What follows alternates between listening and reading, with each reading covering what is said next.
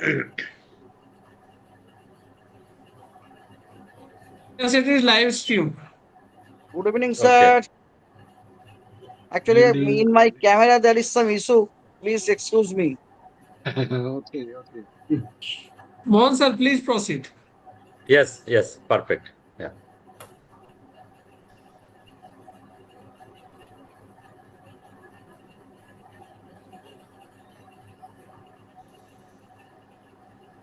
Good afternoon, distinguished guests, colleagues, and friends. I am Dr. Mohan Kumar Das, Joint Secretary of South Asian Meteorological Association and Executive Director of the National Oceanography Maritime Institute, NOAMI, Bangladesh. It is my pleasure to serve as one of your moderators for today's celebration. Satushka. Very warm welcome to everyone joining us today. I am Chatushka Premachandra, Executive Coordination Team Member of SAMA and Senior Meteorologist at the Department of Meteorology, Sri Lanka. It is indeed a privilege to co-moderate this special occasion alongside with Mr. Das. We welcome you all the 6th Foundation Day of Celebration of Sama. That's this year theme, Regional Cooperations, Weather Services and Early Warnings for All, reflects our shared vision of strengthening collaboration across South Asian for enhanced weather and climate resilience. Satushka. And thank you for being with us. We now begin the formal proceedings. To formally open the event, I now invite Air Vice Marshal Retired Professor Dr. Ojit Tyagi sir, President of South Asian Meteorological Association, SAMA, for the welcome address. Sir, floor is you. Thank you, Mohan and Chatushka. It's a very special day, the 6th Foundation Day of the South Asian Meteorological Association. On the behalf of all the esteemed members of the SAMA, it is a great honor to extend warm welcome to our chief guest, Dr. Mrityunjay Mahapatra, Director General of Meteorology and the third Vice President of the World Meteorological Organization. He is known as the Cyclone Man, and rightly, he was awarded the highest DR award of the WMO or UN Sasakawa Award this year. So congratulations, it's a matter of pride for all South Asian countries. We also have with us as a guest of honor, Dr. Deepak Aryal, and congratulations to him on behalf of all SAMA members for taking over as a Vice Chancellor of the Tribhuvan University.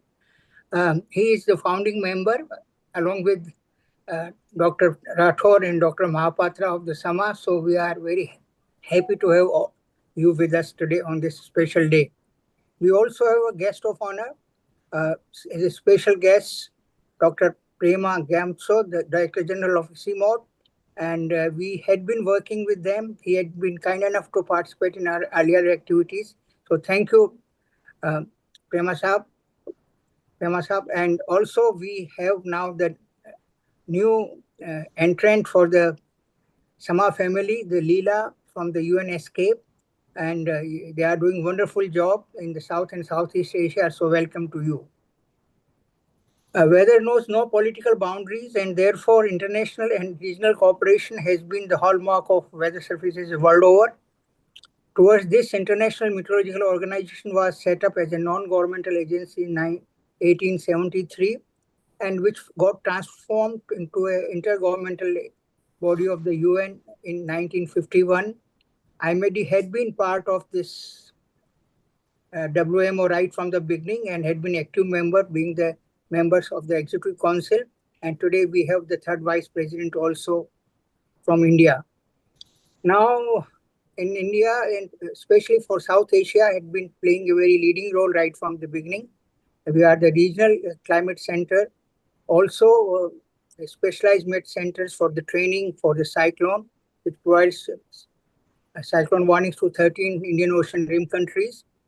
Along with this, the SESCOF also is supported by the IMED, and so is the third pole initiative, which is starting to play a very important role in Himalayan region.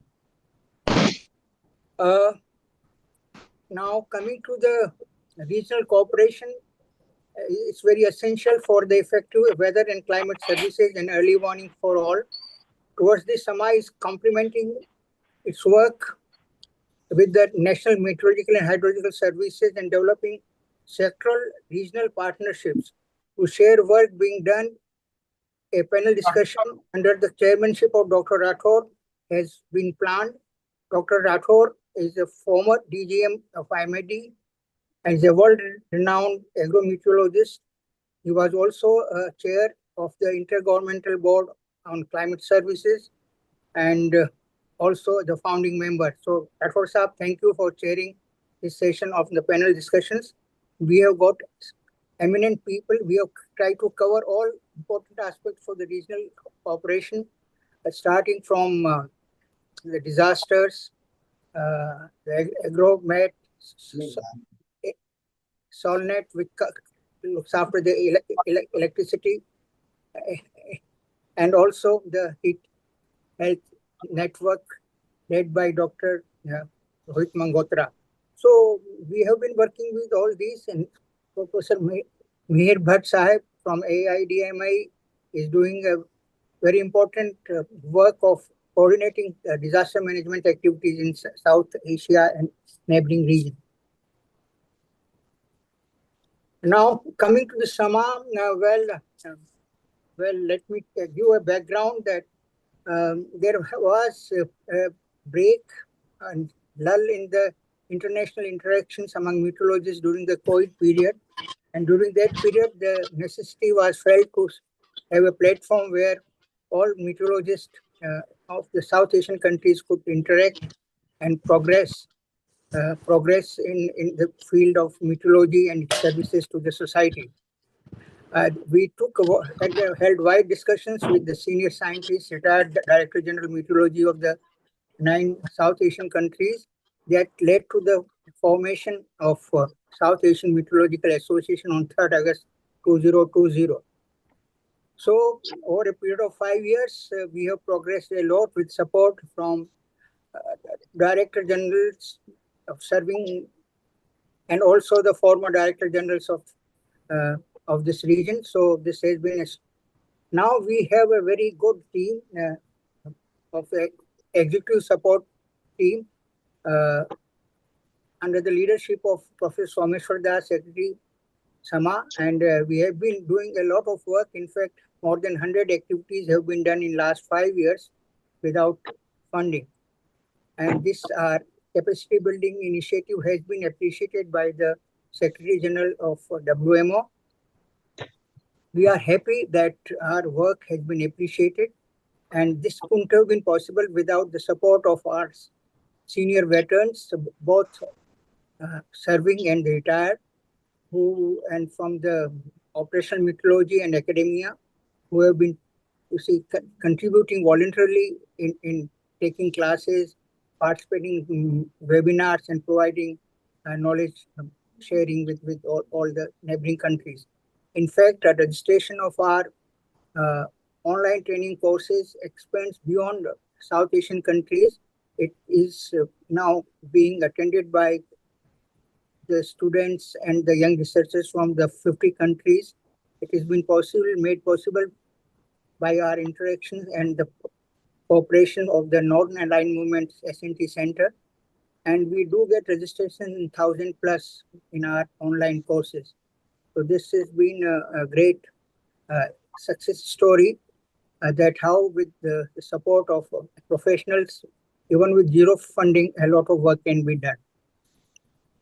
Now, in addition to ongoing work, which we are committed to carry on, we are planning a couple of more training programs on WRF and air quality. We will be launching today Young Research Colloquium, monthly research colloquium, where all research scholars and MSc students can present their thesis work or research work and to get the feedback and comments by the eminent scientists, which we have a good pool of them. So this is a new initiative. Also, there is a demand of having from virtual to Hello. physical workshops, training workshops. So we are working on this. And hopefully by next year we will have a workshop where members from various countries could participate. And also we are planning to conduct a teachers training program, a master of trainer of trainers, so that a large number of students can be covered and made aware of the climate change, weather, extreme weather events, and safety measures. So all this, again, I like to emphasize, wouldn't have been possible without wholehearted support of all of you and dedicated work of our executive coordination team, the young dynamic people who are there to organize all these activities, as you can see even today. They are right from moderator to all introductions and vote of thanks. And from all the countries of South Asia, we are very happy to have all of them. So I am personally thankful to him. And of course, the leadership provided by Someshwar Das Sahib is very, very encouraging and positive. So once again, thank you to all the participants. Thank you so much. It has given us some strength that yes, we have got support of all of you and will take these activities forward. Thank you. Jai Hind. Thank you, Professor Tyagi, for your speech, and thank you for sharing SAMA's ongoing activities and your SAMA's future plans. Now, we are honored to share the message of the Secretary General of the World Meteorological Organization, Professor Andrea Plastro Sao. The message will be presented by Dr. Millie Gross-Ni Lala, Executive Committee member of SAMA. Thank you. Thank you, ma'am. Dr. Ma'am, please share the message, na? Or otherwise I can share.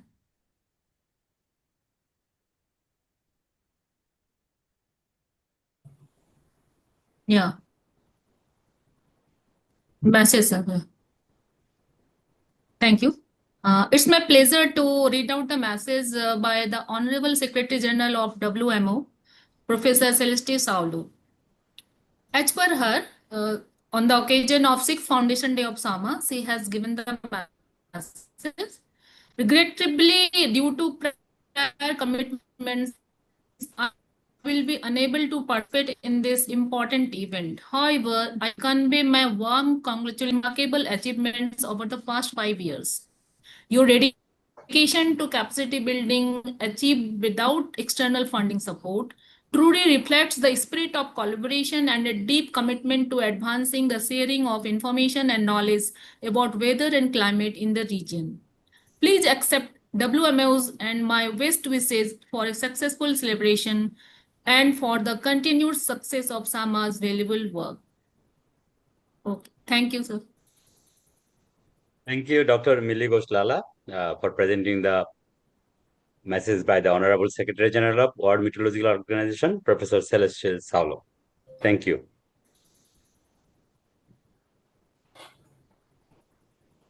Now, to reflect on SAMA's recent progress and strategic direction, we now invite Professor Dr. Someshwar Das Sir, Secretary of SAMA, to present a brief on the association's key activities. Sir.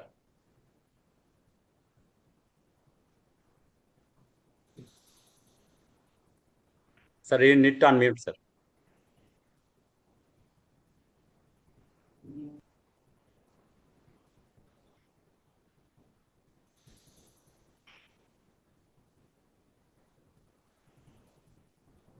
Sir, unmute, please.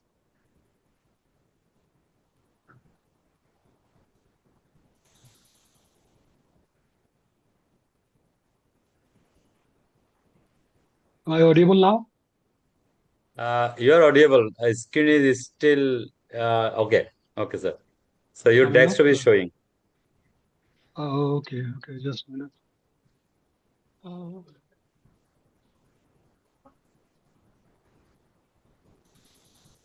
Just a minute.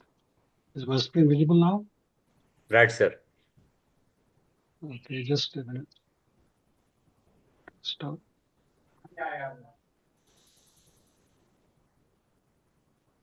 It takes time. Yeah, it's coming, I think. Sir, Not, sir. I think you need to click again. Sir, display is Yes, need to edit. It's coming up.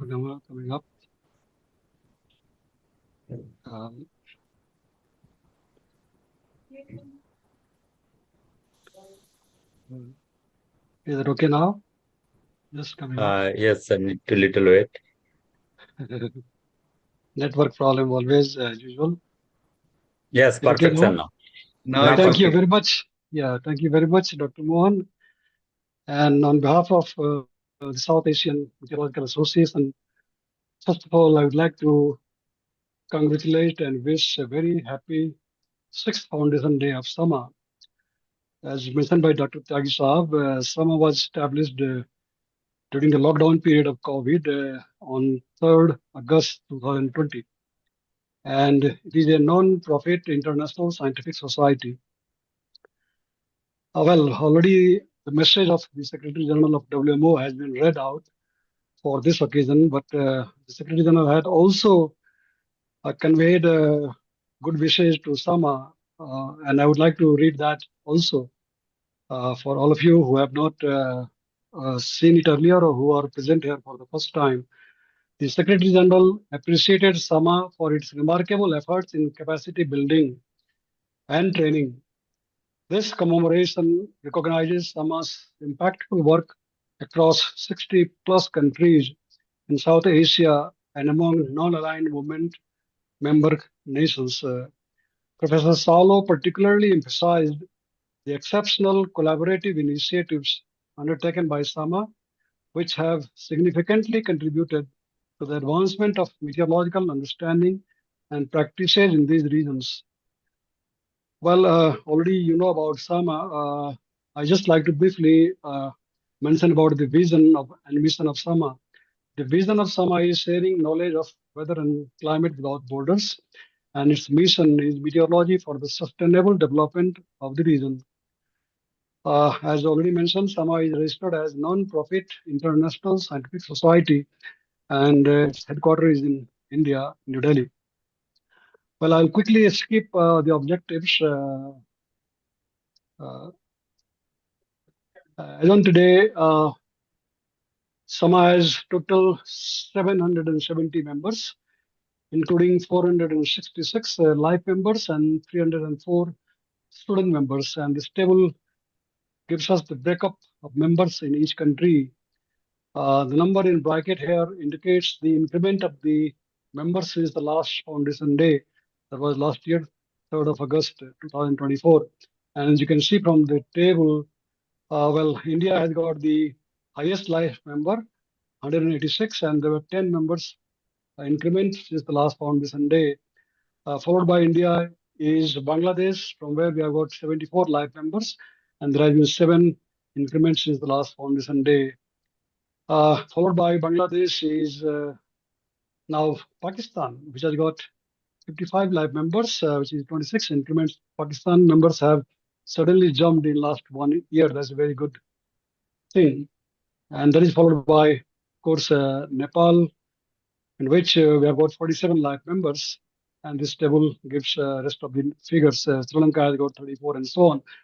We also have got international members which are not within South Asia but outside South Asia, and we have got 6 international members, in which 2 members have increased since last foundation day. And on the right side, you see the number of student members from different countries. Here, Bangladesh has the highest number of student members, 162, followed by India, 74, followed by Nepal, which is 48, and so on. So these memberships are increasing day by day, and that's a very good symptom, which is what is expected. And we have got many knowledge partners, starting with the EC mode, which is the first knowledge partner that we have. We all, of course, all of you know what EC mode. Then RHYMES, then NAM SNT Center. Of course, all of you know about the NAM, the Non-Aligned Movement Center for Science and Technology. In fact, it is a NAM center because of which a lot of people outside South Asia are able to register for the online lecture series that is conducted by SAMA. SASENI is South and Southeast Asia Network for Environmental Education. SAFOM is the South Asian Forum of Agriculture Meteorology. Charlotte is South Asian Lightning Network. SAHIN is South Asian Heat and Health Information Network. SRMIST is University in Chennai, South India. CDAC is the Center for Development of Advanced Computing, BIT. Mesra is Birla Institute of Technology. Akar Kusat is the Advanced Center for Atmospheric Radar Research at Cochin University of Science and Technology in India. Department of Meteorology, Dhaka University, Central Department of Hydrology and Meteorology, Tribhuvan University, Nepal. Savitri Bai Phule, Pune University in India. Nawami in Bangladesh, Dr. Mohan Kumar belongs to Nawami. And FERCC is the foundation of education and research in climate change. These are our knowledge partners, and with whom we have been conducting most of the activities, especially the lecture series that we conduct is jointly always with some of the universities in India. Well, some has got different scientific committees, including education and outreach, numerical weather prediction, satellite meteorology, radar meteorology, air pollution, climate change, and mountain meteorology. Well, Sama has conducted, as mentioned in the beginning by Dr. Tyagi Saab, the president of Sama, about 109 activities since its establishment 5 years ago on 3rd of August 2020. And since the last Foundation Day, we have got 22 activities conducted so far. All the activities conducted so far are without any external funding support. Sama conducts webinars, training, workshops, capacity building programs, lecture series. Recently, so far we have conducted 5 lecture series, starting with the first lecture series on atmospheric physics and climate change, which was conducted for 4 months, in which 2,000 people, more than 2,000 people, in fact, registered from about 48 countries. That was followed by a training on WRF modeling system for 3 weeks, which was conducted jointly with the CDAC, the Center for Development of Advanced Computing at Pune in India. Then the third lecture series was conducted on satellite meteorology for 5 months, in which 1,800 participants registered from 59 countries. And that was followed by a lecture series on radar meteorology, which was conducted for 6 months, in which about 1,200 people registered from about 48 countries. And recently, just last week, in fact, we have concluded a 6.5 months lecture series on atmospheric dynamics and its applications to climate sciences, in which about 1,150 people registered from about 50 plus countries. Well, Sama also jointly conducted for the first time a Olympiad on meteorology. It was jointly conducted with IMD to commemorate the 150 years of establishment of India Met Department this year. It was also jointly conducted with the Indian Meteorological Society, Vigyan Bharati, and some other organizations that are in India. As you know, that the Olympiads are conducted in different subjects like physics, mathematics, etc., for the school children almost all over the world. But nowhere any Olympiad was conducted on meteorology. And so we took the initiative and conducted the first meteorological Olympiad for the school children of class 8, 9, and 11 with IMD. We celebrate special days like the WMO Day, Ozone Day, etc. We also conduct a quiz contest for school children, and we always proudly say that in the first quiz contest, more than 22,000 children participated from all the 9 South Asian countries. We conduct special lectures on the works of the Nobel laureates. As you know, just recently, a few years ago, for the first time, 2 Nobel Prizes were awarded in the field of atmospheric science, the climate science, to Professor Sukuro Manabe and Professor Hasselman. So we had conducted lectures on what led them to receive the Nobel Prize in this field. Of course, we also know that initially, long back ago, Paul Crudigan was also given a Nobel Prize in atmospheric chemistry.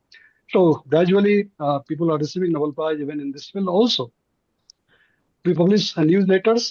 Recently, we published the 9th newsletter of Sama, 6 monthly newsletter we publish. These are the distribution of countries. All the green shaded areas indicate the countries from where we get the registration for our online lecture series. And as I mentioned, on an average, we get more than 1,500 to 2,000 registration from about 50 plus countries. Well, recently, as I mentioned, we concluded the 5th lecture series on atmospheric dynamics and its applications to climate sciences. And as always, This lecture series was conducted jointly with one of the universities in India, that is the Savitribai Phule Pune University. Before that, we had conducted lecture series on radar meteorology jointly with ACAR, that is Advanced Center for Atmospheric Radar Research at Cochin University of Science and Technology in India. And that was preceded by lecture series on satellite meteorology. That was also conducted for about 5.5 months, and that was jointly conducted with the Birla Institute of Technology at Meshra near Ranchi. Then the first lecture series was, of course, on atmospheric physics and climate sciences that was conducted 2 years ago, and which we covered a lot of fundamental things like the fundamentals of weather and climate sciences, weather and climate services. In fact, the lecture was given by no other than the Director General of Meteorology of India Met Department, Dr. Mahapatra, at the time.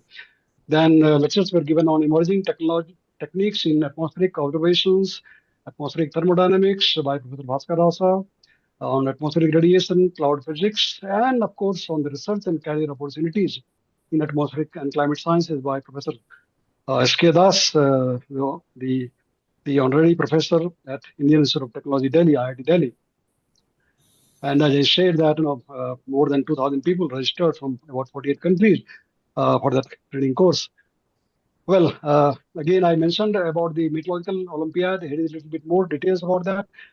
About 24,000 students registered for the first meteorological Olympiad conducted at the end of last year and this year. About 12,000 students out of the 24,000 registered participated in the Met Olympiad from all the states of India, about 29 to 30, including the Union Territories of India. About 12,000 students actually participated. And among them, the state level winners, the first, second, and third winners of each class 8, 9, and 11 were invited to Delhi for the second round of the examination just before the foundation day of the India Met Department, out of which 289 students attended the final exam. And the top three winners at the national and state levels of India for each of those classes, 8th, 9th, and 11th standard students were awarded prizes. We gave cash prizes to the winners, first, second, and third winners, and also the mementos and certificates. Before conducting the Met Olympiad, of course, SAMA, together with the IMS and IMD, prepared the study materials for the students, because generally the books which are available are of higher standards. So we prepared the study materials for the school children so that they can understand, read, and appear in the test. Awardees were also blessed by the Prime Minister of India at the time of the commemoration of 150 years of establishment of IMD. And here you can see the first, second, and third winners at the national level of the class 8, 9, and 11, interacting with the Prime Minister of India, Mr. Narendra Modi. Well, as I said, recently we released the 9th issue of the newsletter of SAMA. We publish every 6 months, and the current one is under publication. SAMA also encourages the students member by giving the SAMA Student Champion Award every year, and shortly this year, the SAMA Student Champions of 2025 will be declared shortly today. SAMA is present in different social medias, like there is a website of SAMA, the Twitter handle, it is there on the Facebook, it is there on the YouTube. All videos and webinars of the SAMA, and as well as all the lecture series, are available on the YouTube channel of SAMA, so that people can view that and get benefited, learn the subject, whenever they are interested. There is a WhatsApp group, dedicated WhatsApp group of SAMA, just to exchange the idea about meteorology, weather, and climate sciences. They are also there in the LinkedIn. Well, there are the highlights of the future programs of SAMA, like as it will be announced shortly today, we are going to start the Young Researchers Colloquium of SAMA called yours. We are also going to start the next training series on the WRF, urban WRF modeling and data assimilation, air pollution, climate change, etc. We are also planning to conduct a training the trainers, that is teachers training on weather and climate environment together with PRCC. Then explore funding resources for conducting regional programs physically, because all the programs are conducted without any funding support, and that is all online. But people have been requesting us to conduct the physical training as well, and for that we need money. Encouraging the member countries to establish country-wide chapters of SAMA, and in this regard, Bangladesh and Nepal have declared that they will shortly start the country chapters of SAMA in their countries. To develop capacity building programs for research and development of the region through the scientific committees, conducting need-based training workshops for the member countries to improve their meteorological and hydrological services, explore the possibility of partnership with more regional agencies, develop linkage of SAMA with other international agencies in this field, such as IFMS, that is the International Federation of Meteorological Society, EMS, European Meteorological Society, WMO, etc. Develop regional research projects, mentorship to young researchers and students by senior scientists, work with the NMHS, that is the National Meteorological and Hydrological Services, regional associations and civil society in promoting applications of meteorology for public safety and societal benefit. Societal applications like climate change, agriculture, aviation, energy sector, etc. Engage private sector in promoting the application of new technology in instrumentation and software in meteorology. So they are our future highlights of the programs. And as I mentioned, shortly today, the curtain raiser of the new program on young researchers colloquium will be announced today in this program. So thank you very much. And back to you, Dr. Mohan. The floor is yours now. Thank you, Professor Dr. Mohan Das, for your speech, the story of Sama's proud journey till today, and your future plans for the younger generation. Now it is privileged to facilitate our distinguished chief guest, Dr. Mohapatra, Director General of IMD, Third Vice President of WMO, and recipient of the Sasakawa Award 2025. The introduction will be made by Dr. Mili Ghosh D. Lala, the ACT member of SAMA. Thank you. The floor is for you, Dr. Mili Ghosh Lala. Yeah. Thank you, ma'am. And I'm honored to introduce Dr. Mrityunjay Mohapatra, the Director General of IMD and Third Vice President, World Meteorological Organization.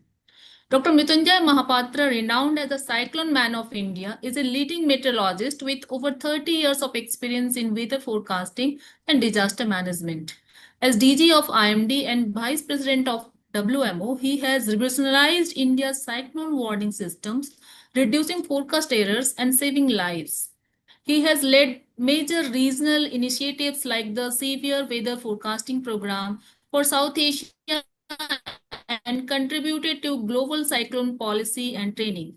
With over 150 scientific publications, renowned journals, and leadership across key WMO panels, he is a key figure in advancing impact-based forecasting and climate resilience globally. Next, please. Yeah. And he has held an MSc and PhD in physics, complemented by extensive training in advanced meteorological techniques. His academic journey includes specialized courses in weather forecasting, numerical weather predictions, and satellite radar applications from renowned institutes such as the India Meteorological Department, Pune, the Indian Institute of Technology, Delhi, Meteo France in Toulouse, and the National Hurricane Center of NOAA in the United States. Dr. Mohapatra has a list of awards and honors on his credit, and a few important ones are Outstanding Service Award for the from the American Meteorological Society, Honorary DSc degree from the leading universities like Utkal and KIT, Young Scientist Award, Bharat Gaurav Award, Pride of India Award, WCDM Disaster Risk Reduction Award. The other few major awards are Sasakawa Award, which is World's Top Disaster Risk Reduction Award, and Sri Radhakant Sikdar Memorial Award for Excellence in Geospatial Sciences. Dr. Mohapatra is a life member of Sama family, and his visionary leadership and scientific excellence have not only transformed India's cyclone forecasting capabilities, but also elevated the nation's stature in global meteorological services. His work continues to inspire advancement in early warning systems, disaster preparedness, and climate resilience across the world. Thanks a lot, sir, for your contributions. We welcome you, sir. Thank you. Now I would like to invite Dr. Mahapatra, sir, who is not only the cyclone man of India, he is the cyclone man of South Asia. Sir, please.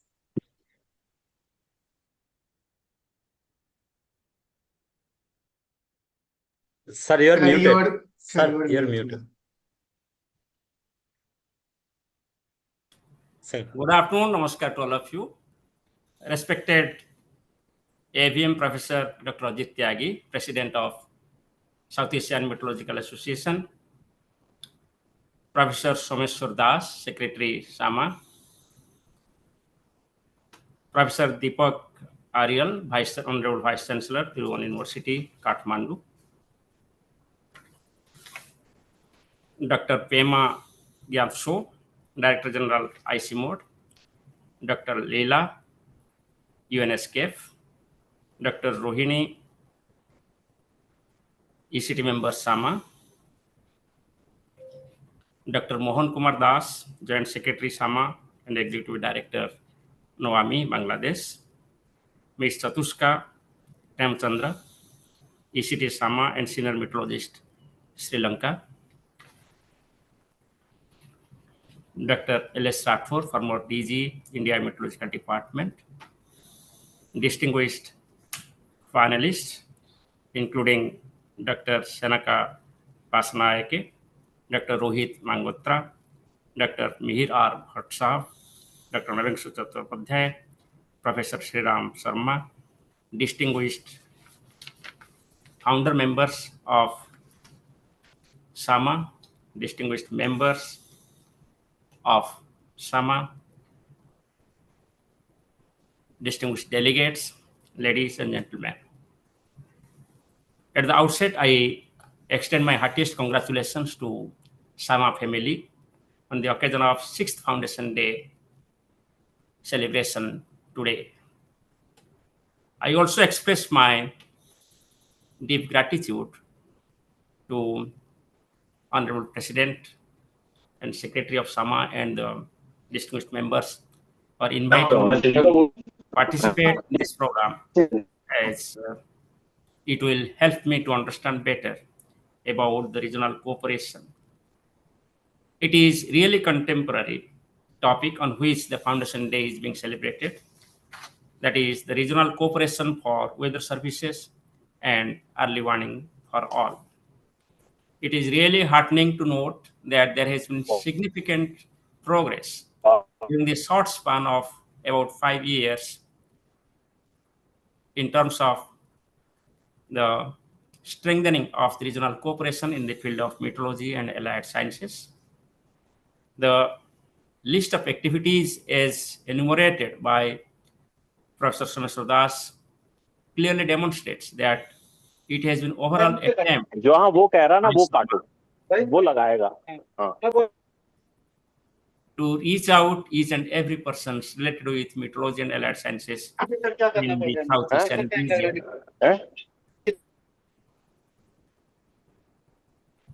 So it has helped, especially if we look at in the capacity building, it has helped the students to understand the science of meteorology and its applications. Also, it has helped the practitioners, researchers, engineers, and scientists in this region to sharpen their knowledge, experience, and expertise with this initiative of SAMA. More or less, it has provided a platform where the various scientists can interact with each other, they can know each other, and they can address the requirement of this region. As it was being told by Professor Tyagi, that there is no boundary. Certainly, if you want to address even the problems in South Asia, you have to go beyond South Asia. But at least we should have a regional capacity building to understand the various types of weather and climate characteristics, their variability, and also the changes over the years. And accordingly, we should be prepared to address all the requirements for the management of disasters, which includes the early warning, preparedness, prevention, mitigations, etc. As we know that South Asia is socio-economically very diverse region. It is also a poor region comparatively. So therefore, we have to address all the aspects to improve our risk reduction. But among all the aspects, what we consider in disaster risk reduction, early warning plays a major component. Because if you want to improve the disaster risk reduction approaches in a particular country or a particular region or a particular village or town, the most suitable approach is the early warning, because within 24 hours or within 3 hours or within 1 hour ahead, you can reach out to the person concerned, and hence he or she can take action to save the life and properties. But if you go for prevention and mitigation, for example, say converting the mud houses into the concrete structures, it may take years together. It also needs more investment. The investment towards improvement of early warning is quite less if you compare with other aspects of disaster risk reduction. Therefore, each and every country tries to improve the early warning components.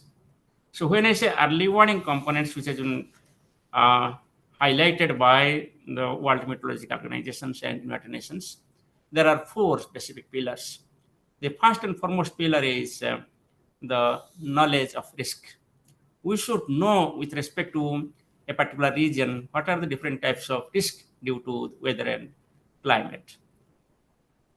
Fortunately, in this area, we experience almost all types of natural hazards, including, say, earthquake, floods, droughts, heat waves, cold waves, tornadoes, thunderstorms, lightning, cyclones. You take any name, you can find it in South Asia. And each and every country in this South Asia also experience most of the impact of these natural hazards. So therefore, this diversity in the different characteristics of natural hazards occurring in South Asia poses another challenge to the individual countries. So therefore, there is a need to have an integrated approach with the help of the regional cooperation. So while going for the knowledge risk assessment, there are 2 approaches. One is the historical risk. Whatever data we have, we can develop the historical hazard assessment. And that assessment can be at the level of the smallest region possible and the time. And that will help to bring out the knowledge which can be utilized in the real-time occurrence of a particular hazard. What I want to say that we can have the climate hazard vulnerability and risk assessment based on the past data of the meteorological components, hydrological components, and also the past data on the losses, loss of lives, loss of properties, etc. So it is a huge work, and it cannot be done perhaps by an individual alone.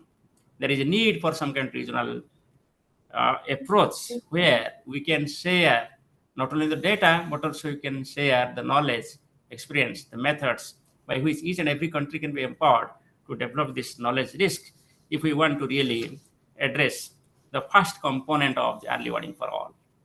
The second component comes as the monitoring, detections, and generation of early warning and forecast by the concerned national meteorological and hydrological services. In that way, South Asia is far ahead.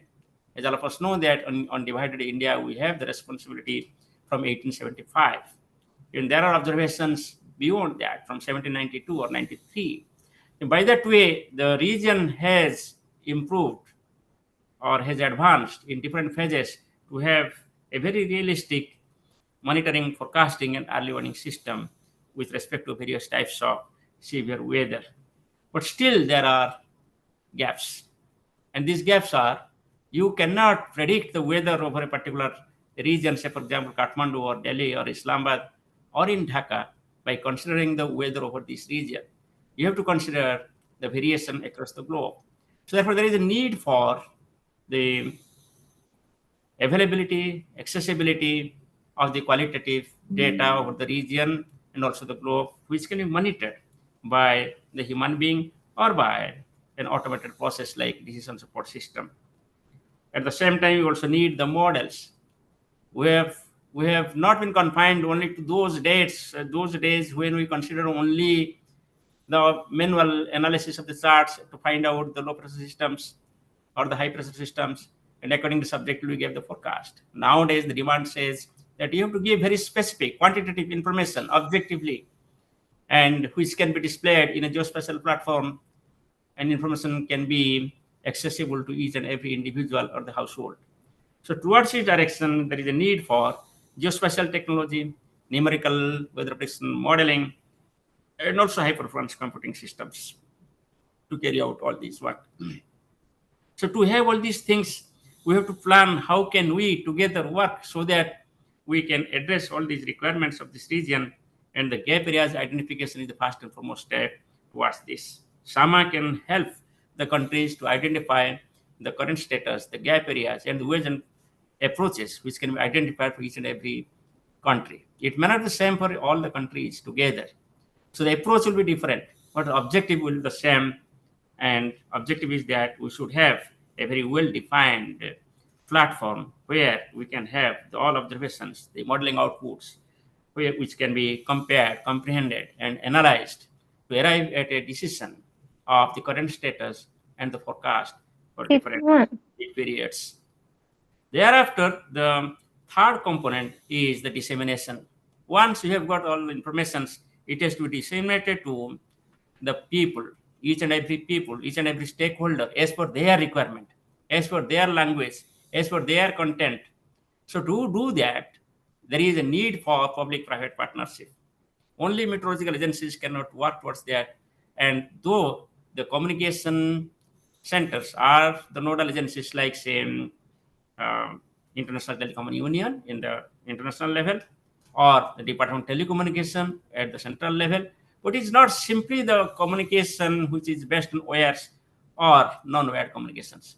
When I say communication, it involves many, and that may include the communication in terms of language, in terms of content, in terms of the objective by which you want to reach out and trigger actions. The communication should trigger actions. Towards this direction, to have an action-oriented early warning, the concept which has come up, that is the impact-based forecast and risk-based warning. This impact-based forecast, risk-based warning is a new phenomenon. We have started in India in 2019 at the district level. And I am sure many countries here also attempting towards impact forecast and risk-based warning. And that should be like this, a ready-to-move house. Say, for example, you have money, but you have not patience to purchase or coordinate and establish or construct a house, but you have money, you can just purchase and use it. Similarly, here, the impact forecast risk-based warning is such a warning system where each individual will be empowered to utilize this information to take immediate actions. Early warning becomes useless without early action. And early warning is the warning which can trigger early actions. If your warning is not triggering actions, then your warning is useless. So therefore, this third component is very important. That is the early warning communication and dissemination. The fourth one is the capacity building. The capacity building is very much essential not only for the forecasters, but also for the users, each stakeholders, each person who is getting the early warning. How can he or she utilize this early warning to have the early actions? What it will take so that there is no loss of life and properties. So while I discuss this third and fourth, I find that SAMA has a huge role towards that. It can prepare the materials, it can handhold with the people, it can have the partnership, and hence it can improve the capacity building and the communication and dissemination of early warning for early action. Even it can help in developing the impact-based forecast and risk-based warning. At the same time, the region also needs to have continuous validation of the information's generation, continuous validation of the numerical models, continuous validation of the forecast being issued, so that each and every person wants to know. And this validation should be conducted in a standardized manner at the world class.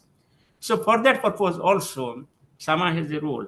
It can help the different NMHs, and also it can help the various research organizations. SAMA can also work with various research organizations. I'm happy to know that it has worked towards this direction during the last 5 years. But still, we can have furthermore outreach towards research organizations. Even those universities and academia which are not having at present the meteorology or allied sciences as a subject, we can approach towards that. Because meteorology is such a subject, it is interdisciplinary. It is not bound within the scope of those disciplines of weather and climate. When you talk of impact forecast, risk-based warning, you have to involve the social scientist, you have to involve the political scientist, you have to involve the economist, and you have to involve the psychologist. So these are the challenges where SAMA can address and can have participation of various institutes, and hence the wings of SAMA can spread within this region of South Asia.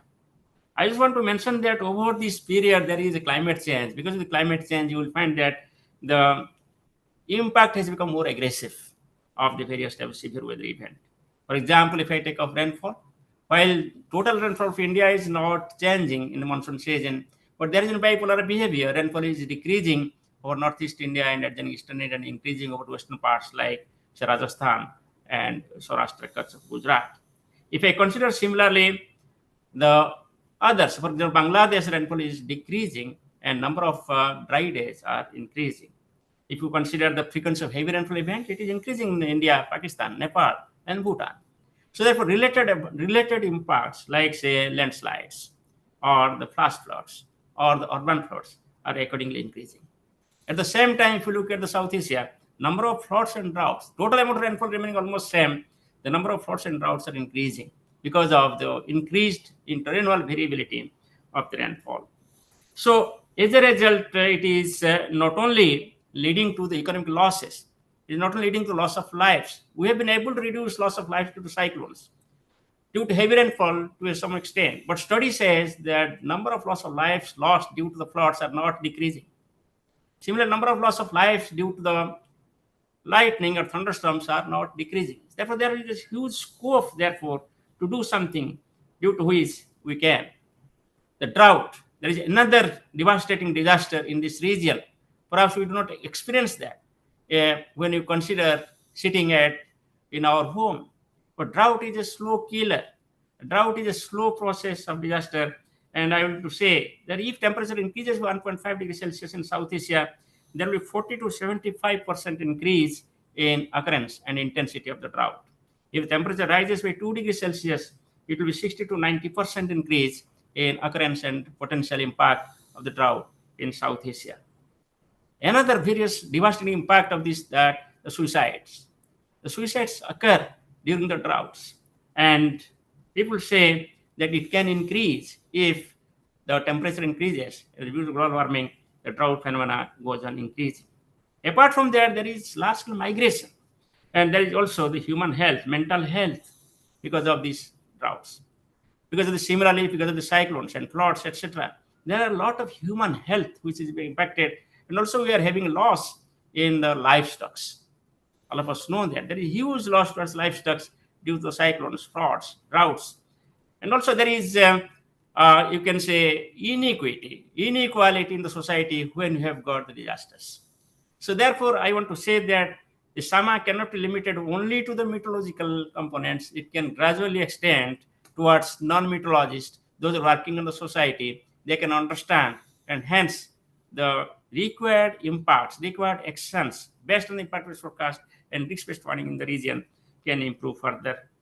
There are many such examples, just like I told you, the cyclones, floods, droughts. We also have the heat waves and cold waves. As all of us know that Pakistan, India, Bangladesh, all of us, we experience the heat waves. But if you consider the temperature in winter, which is more rising because of the climate change, then entire South Asia, be it the Maldives and be it the Sri Lanka, or be it the Bhutan or Afghanistan or Myanmar, everyone is being affected because of this rise. And all of us know that paddy and wheat are the two major crops, followed by the maize, etc. And these are being affected because of these. Therefore, we can also think about that, what action we can take, what we can do for the people through this platform, so that the awareness, capacity building, and proactive actions are taken by each individual, each society, and each organization, all these countries. And lastly, I want to say that there is a huge scope for SAMA. Of course, if we can do so much of things in the last 5 years without any financial opportunity, I am sure that over the years, we can bring out certain financial support. People will take notice of the good work, and there will be financial support in future. Just we should prepare how to plan it, and we should think, therefore, in terms of our vision and strategy. We should bring out our vision, say, for example, for the next 10 years and 20 years, and towards the direction, the strategy, and that strategy can be rolled out in such a way that immediate strategy for, let's say, 2 years, and then 5 years, and 10 years. And finally, there should be some kind of implementation evaluation. So there should be different subgroups within SAMA itself who can take up all these activities, so that there will be very objective assessment, and hence that will be visible to the people who would like to appreciate the ongoing work towards the benefit of the society. I thank all of you for giving an opportunity to speak on this occasion, and I am sure that there will be many such occasions almost every year where SAMA will be in limelight, not only within the South Asia, but also in the globe. I wish SAMA many, many happy years and many, many happy returns of the day. Thank you very much. Thank you. Sadhishka, unmute, please. Sadhishka, unmute, please. Thank you, Dr. Mohapatra, for your impactful lecture. Thank you for directing us toward areas which are least focused on. Thank you very much. Now, let us welcome and facilitate our guest of honor, Professor Dr. Deepak Aryal, Vice Chancellor, Tribhuvan University and founding life member of SAMA, Nepal. He will be introduced by Dr. Kaw Tan O, ECT member of SAMA, Myanmar. Thank you. Thank you, Ms. Chatu.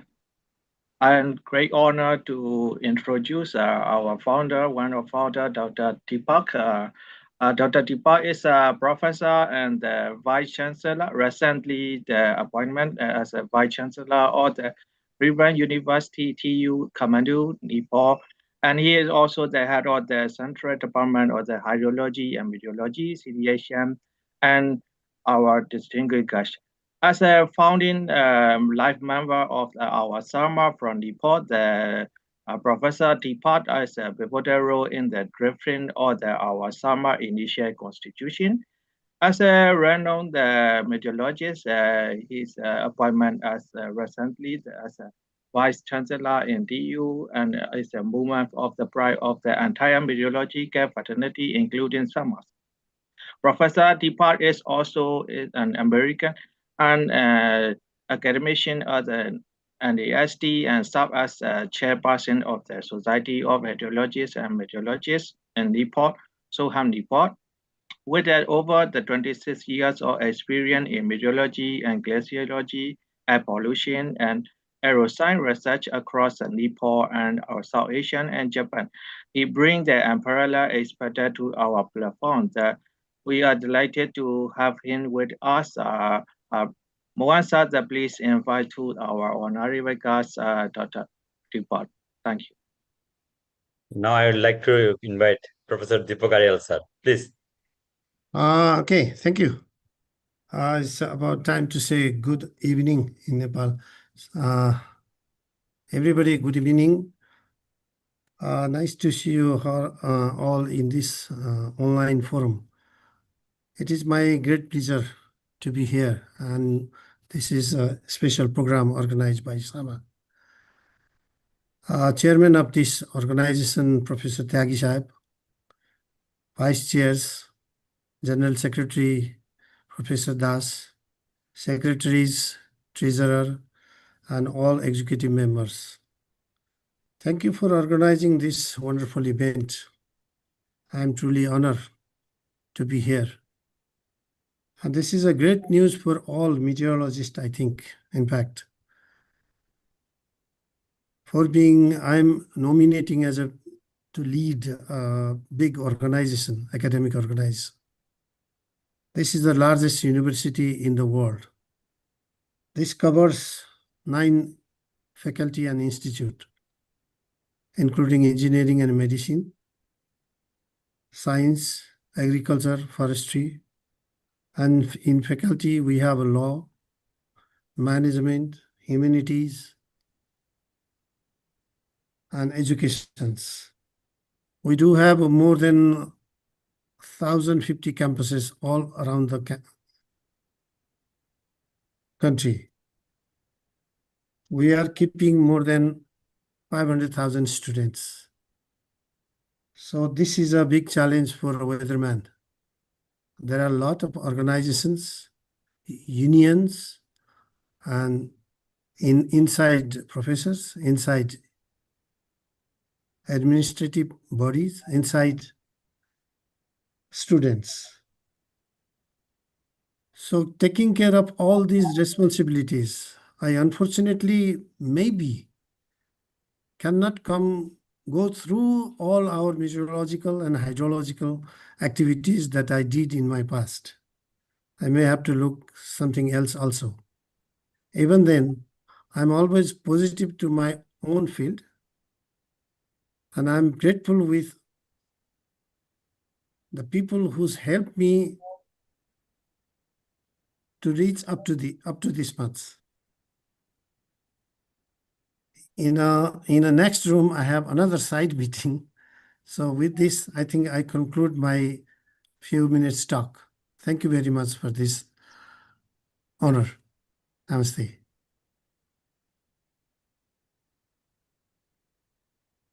Yes, up to you, Mohan. Okay. Thank you very much. Okay. Thank you very much for Dr. Deepak for your kind cooperation and your remarks. And now we will take a moment for a brief group photo session.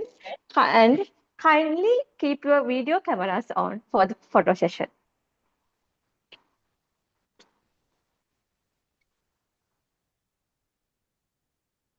Everyone, please. Tyagi sir, please. Mohanty sir.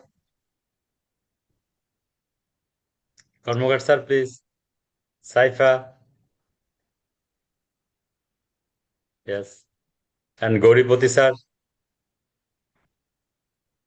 Tyagi sir, Mohanty sir, please.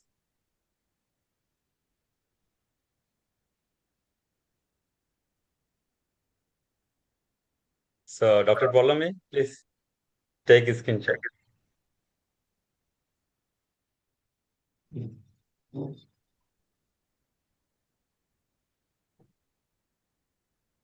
He has to take minimum 3 screenshots. Everyone ready? Yes. 3, 2, 1, click. And one more. Ready again? 3, 2, 1, click. Or we can say Sama. Yeah, but multiple Thank you. screens. Thank you very much. Thank you very much.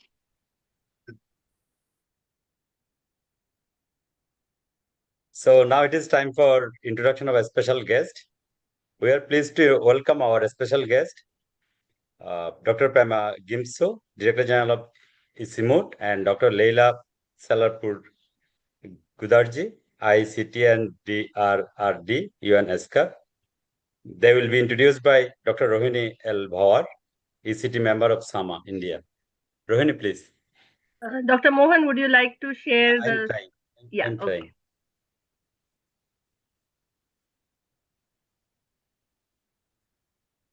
Yeah, please proceed. Thank you, Dr. Mohan. So it's an honor to introduce our two special guests for today.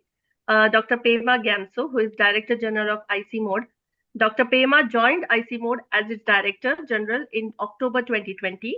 He is the first Director General from the region that ICIMOD serves since its establishment in 1983. Prior to joining ICIMOD, he served the Royal Government of Bhutan for over 3 decades, holding positions in natural resources management and planning, rural development, agriculture, forestry, livestock, and food production, rangeland management, livestock development, participatory approaches, research and extension, institutional building, climate change and environmental protection, biodiversity conservation, and organic farming. Dr. Pema was Deputy Secretary of Bhutan's Ministry of Agriculture and Forests from 1998 to 2002, where he was responsible for policy and planning. From 2002 to 2006, he worked at ICIMOD, initially leading policy and partnership works, then taking up the center's regional rangeland management work. He then joined Helvet's Swiss Development Corporation as Deputy Resident Coordinator, a position he held from 2006 to 2007. In 2008, he returned to government office in Bhutan, serving as Minister of Agriculture and Forest till 2013. In this role, he led over 4,000 personnel working in the agriculture, livestock, forestry, and environment sectors. His roles ran from the senior-most level of decision-making in Bhutan, where he shaped and often led the enactment of over 60 pieces of legislation, to the grassroots levels, where he oversaw the formation of over 400 farmers, groups, and cooperatives. He also led Bhutan's delegation to COP15 in Denmark in 2009, where he deposited Bhutan's instrument to remain carbon neutral, making it one of the first declarations of its kind. Between 2013 and 2020, he was a member of the National Assembly of Bhutan. Dr. Pema holds an MSc in Agriculture from Lincoln University, New Zealand, and a PhD in Natural Sciences from the Federal Institute of Technology in Zurich, Switzerland. Welcome, Dr. Pema. Our next speaker is Dr. Laila Sarapur Gudarzi. She is a PhD graduate from Binghamton University. She is currently working as an Associate Economic Affairs Officer at the United Nations Economic and Social Commission for Asia and the Pacific, South and Southwest Asia Office, that is ISCAP SSWA. She is also currently the focal point for WMO ISCAP panel on Tropical Cyclone and South Asia Climate Outlook Forum. She is working in academia and teaching at the University of Victoria also. Her research interests are social policies, intra-household relations, labor force participation, gender, marriage and divorce contracts and markets, health, early childhood development, education, retirement, climate change, disaster risk reduction. Some of the selected collaborations and contributions by her I'm mentioning right now, which is targeting transformative disaster risk resilience in South and Southwest Asia, Asia Pacific Disaster Report 2024 for ISCAP subregions, strengthening national and subnational capacity for sustainable disaster risk reduction, climate change adaptation and mitigation in Maldives, Asia and Pacific SDG Progress Report 2024 showcasing transformative actions, user guides. She has written number of user guides, contributed to number of user guides, risk and resilience portal and decision support system, beginner's handbook, which is of land use, land cover mapping and climate risk assessment for Maldives using geospatial techniques, compendium of multi-hazard early warning cooperation, G20 DRR working group, input paper early warnings for all in Asia and the Pacific, opportunities for action, G20 DDR working group, integrated straw management in Pakistan, Nepal, and India, sustainable management of crop residues in Bangladesh, India, Nepal, and Pakistan, challenges and solutions, and many more. So we also welcome Dr. Laila. Thank you, and over to you. Thank you, Dr. Rohini. Let us now hear the addresses from our two distinguished special guests. First, I would love to invite Dr. Prema Gamshu, the Director General of the ICMOD. The floor is for you, Dr. Prema. Thank you very much, Ms. Chatuska. I'm sure the next time I send a shorter version of my CV. Thank you very much. Honorable President of SAMA, Professor Dr. Ajit Thaigi, respected Secretary of SAMA, Professor Dr. Someshwar Das, distinguished guests, panelists and participants, happy 6th anniversary of South Asia Meteorological Association, SAMA. Let me join all of you, first of all, in extending our heartiest congratulations to our chief guest, Dr. Mrutyunjay Mohapatra, Director General of IMD and third Vice President of WMO, for receiving the prestigious Sasakawa Award for Disaster Risk Reduction. Let me also felicitate all other distinguished guests and special guests and guests of honor celebrating this landmark event, both in person and online. Ladies and gentlemen, as we already heard, South Asia is one of the most climate vulnerable regions of the world. It is at the front line of climate change and extreme weather impacts. and highly prone to a multitude of geological and climatic hazards, and which accounts for nearly 34% of major events occurring in Asia.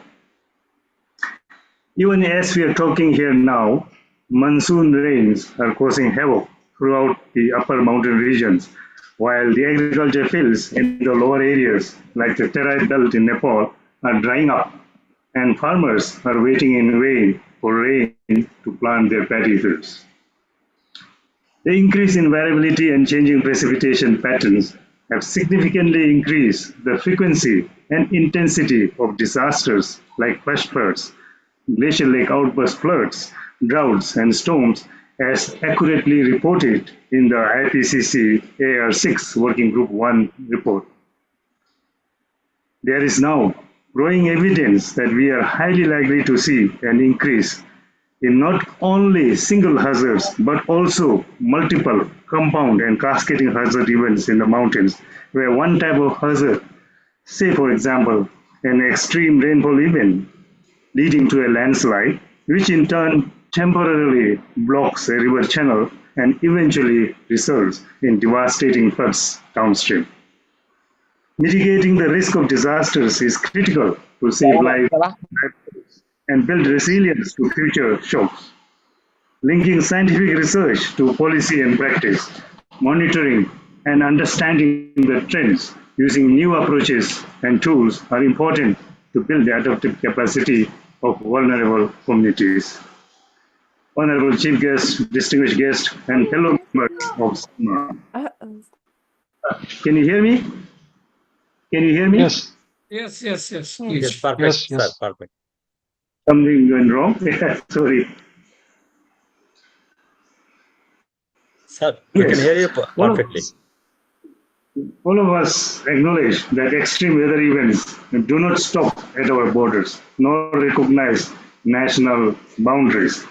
The most recent devastating floods at Rasua on the Nepal Channel in July has amply demonstrated the transboundary nature of disasters, as the flood was attributed to the sudden drainage of a supraglacial lake located some 36 kilometers upstream of the border. Such transboundary disasters call for the installation of robust early warning systems and regional collaboration in sharing real-time information to save lives and properties. While countries on their own can do a lot, together they can do much more. And I think our chief guest has elaborately mentioned the need for such collaboration. In this context, ICIMOD, being a regional organization, plays an important role in supporting our regional member countries to cope with these challenges and seek to contribute to the early warning for all global initiative launched by the UN Secretary General. As an impartial convener, a neutral convener, an apolitical organization working across the region, our role in addressing common issues and challenges that require a regional approach by sharing best practices, enhancing capacity, and building partnerships remain critical. ICIMOD is proud to be an institutional member of SAMA. The efforts of SAMA in the last 5 years of its establishment, as we have already heard from Professor Someshwar Das, is highly commendable. It has, as we have already heard, without any investment from outside, managed to conduct some 109 events, which is truly amazing and inspiring for all of us. ICIMOD places high priority in capacity building and will be glad to explore future opportunities with SAMA in supporting ways and means to strengthen weather and climate services in South Asia. As we have heard from Dr. Mohapatra, meteorological data and information can only be useful if it is used and made accessible and affordable to all those who would benefit from them, regardless of socioeconomic status or geopolitical configuration. Saving lives and livelihoods through timely information and early warning systems, in my view, is a humanitarian issue, and therefore we must treat it as such. I'm glad to note that SAMA has made considerable progress in fostering regional cooperation among relevant organizations in the region. ICIMOD will be honored to join hands with SAMA to further strengthen this effort in the Hindu Kush Himalayan mountain region to minimize the adverse impacts of climate change and respond to multiple and cascading hazards. Together, we can contribute more effectively towards building a more sustainable, resilient, and equitable future for our region. Thank you, and I wish Sama a very bright future. Thank you. Thank you. Thank you very much, Dr. Prema, for your valuable contribution. Now, I would like to invite Dr. Leila Salah Gosar for your contribution. Thank you so much. Am I audible? Yes. Okay, perfect.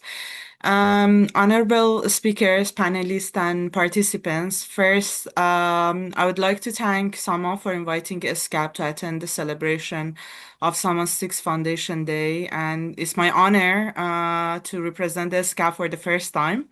And seeing such distinguished group of colleagues is really interesting. And I think, honestly, a lot of my talk is going to be mirroring the previous speeches because after Dr. Mahapatra, a lot of points I think are shared, a lot of the main highlights that can really come across.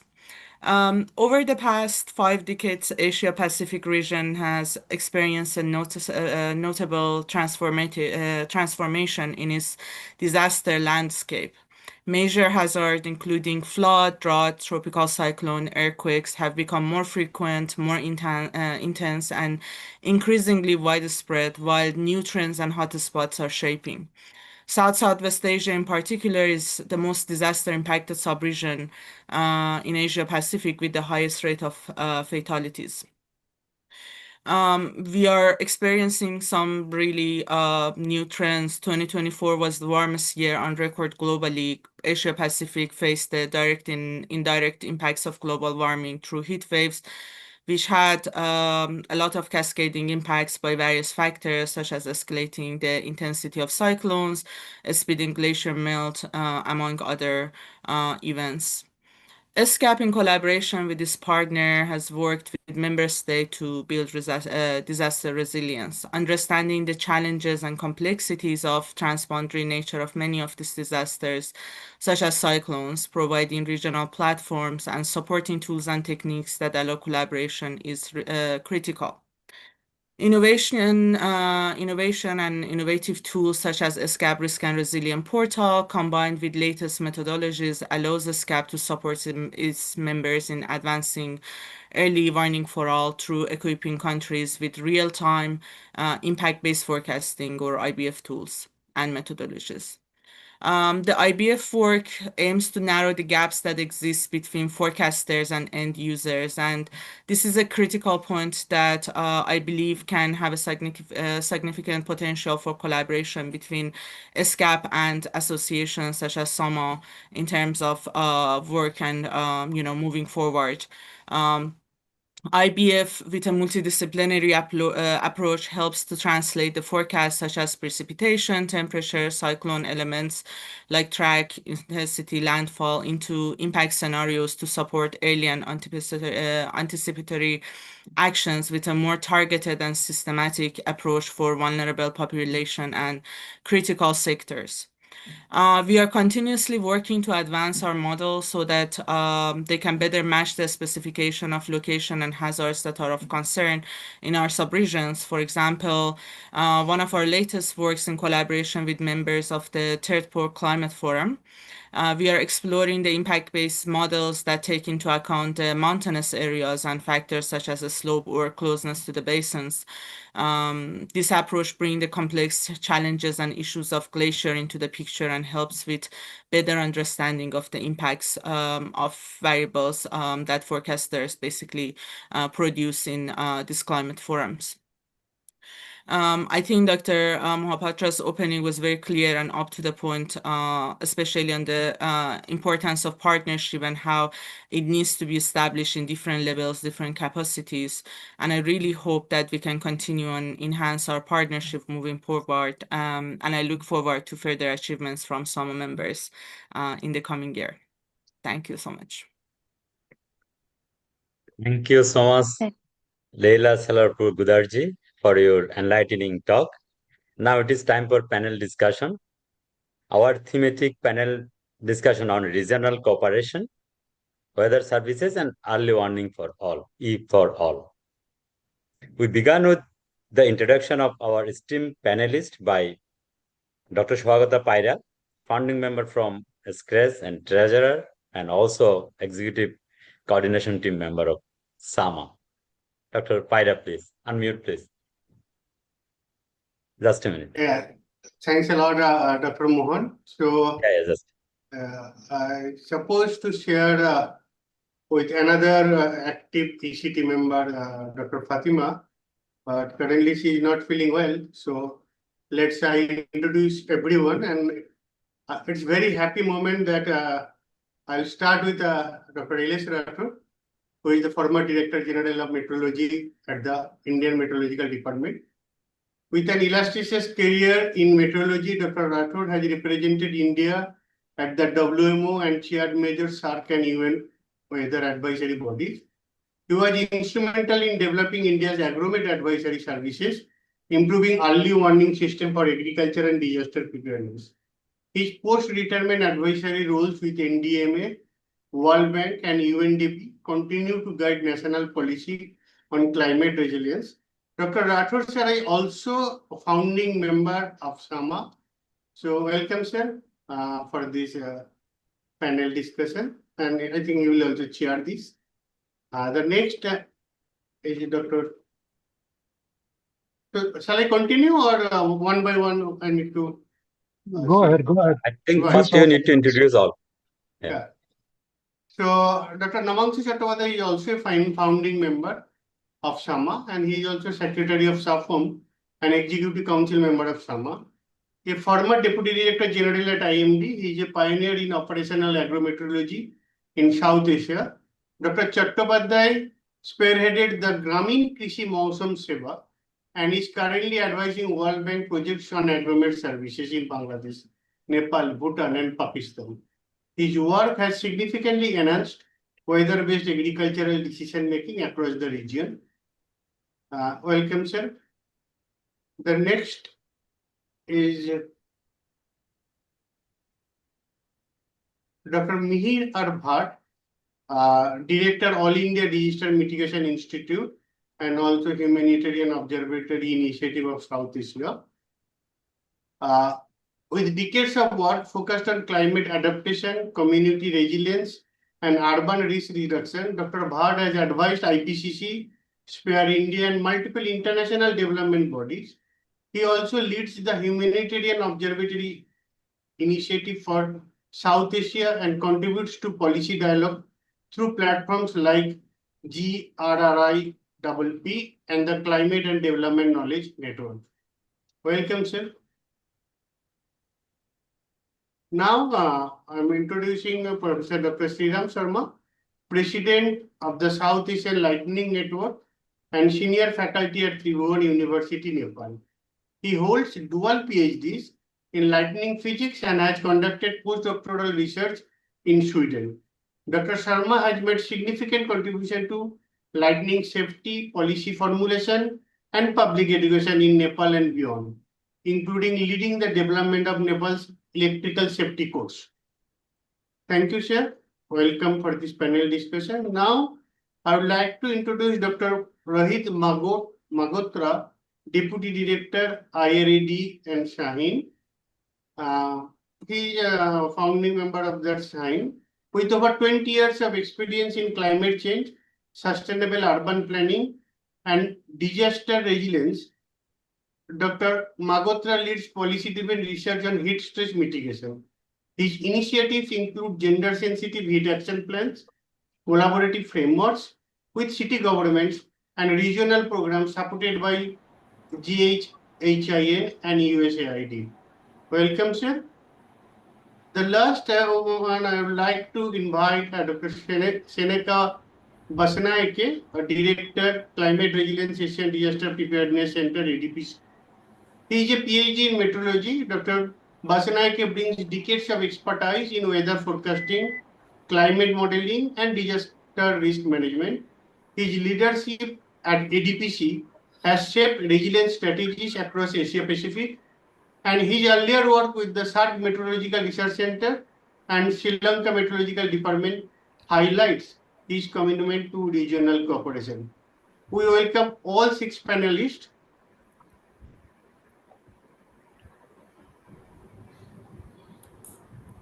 Okay, thank you. I take the now floor, and thank you, Swagat and Dr. Mohan, for nice introduction to all the panelists, and welcome to this panel. And for next about 45 minutes, we will be discussing regional cooperation on weather services and early warning for all. Respected President SAMA, Dr. Ajit Tyagi, Secretary SAMA, Professor Someshwar Das, all esteemed members of SAMA, and my dear panelists for this afternoon. Welcome to this session.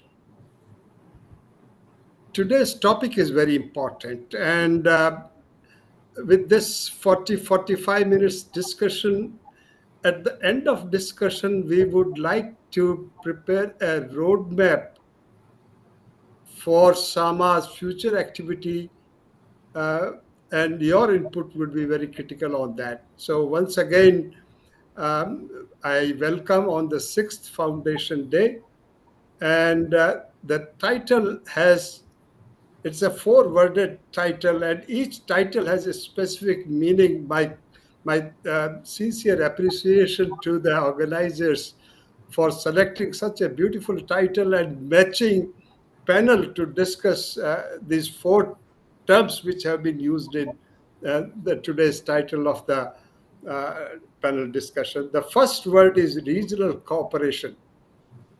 I think SAMA has made a tremendous contribution in regional cooperation in the area of meteorology, hydrology, and allied services.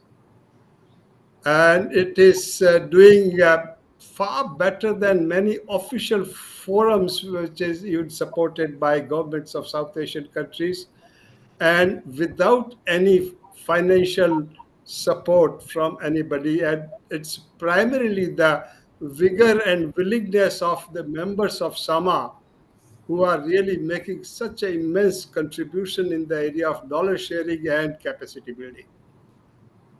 So as Professor Das and Dr. Mahapatra explained many things about as to what are the different components of regional cooperation. The second word is weather services. And third is early warning. And let me tell you, there is a subtle difference between weather service, rendering weather service, and providing early warning.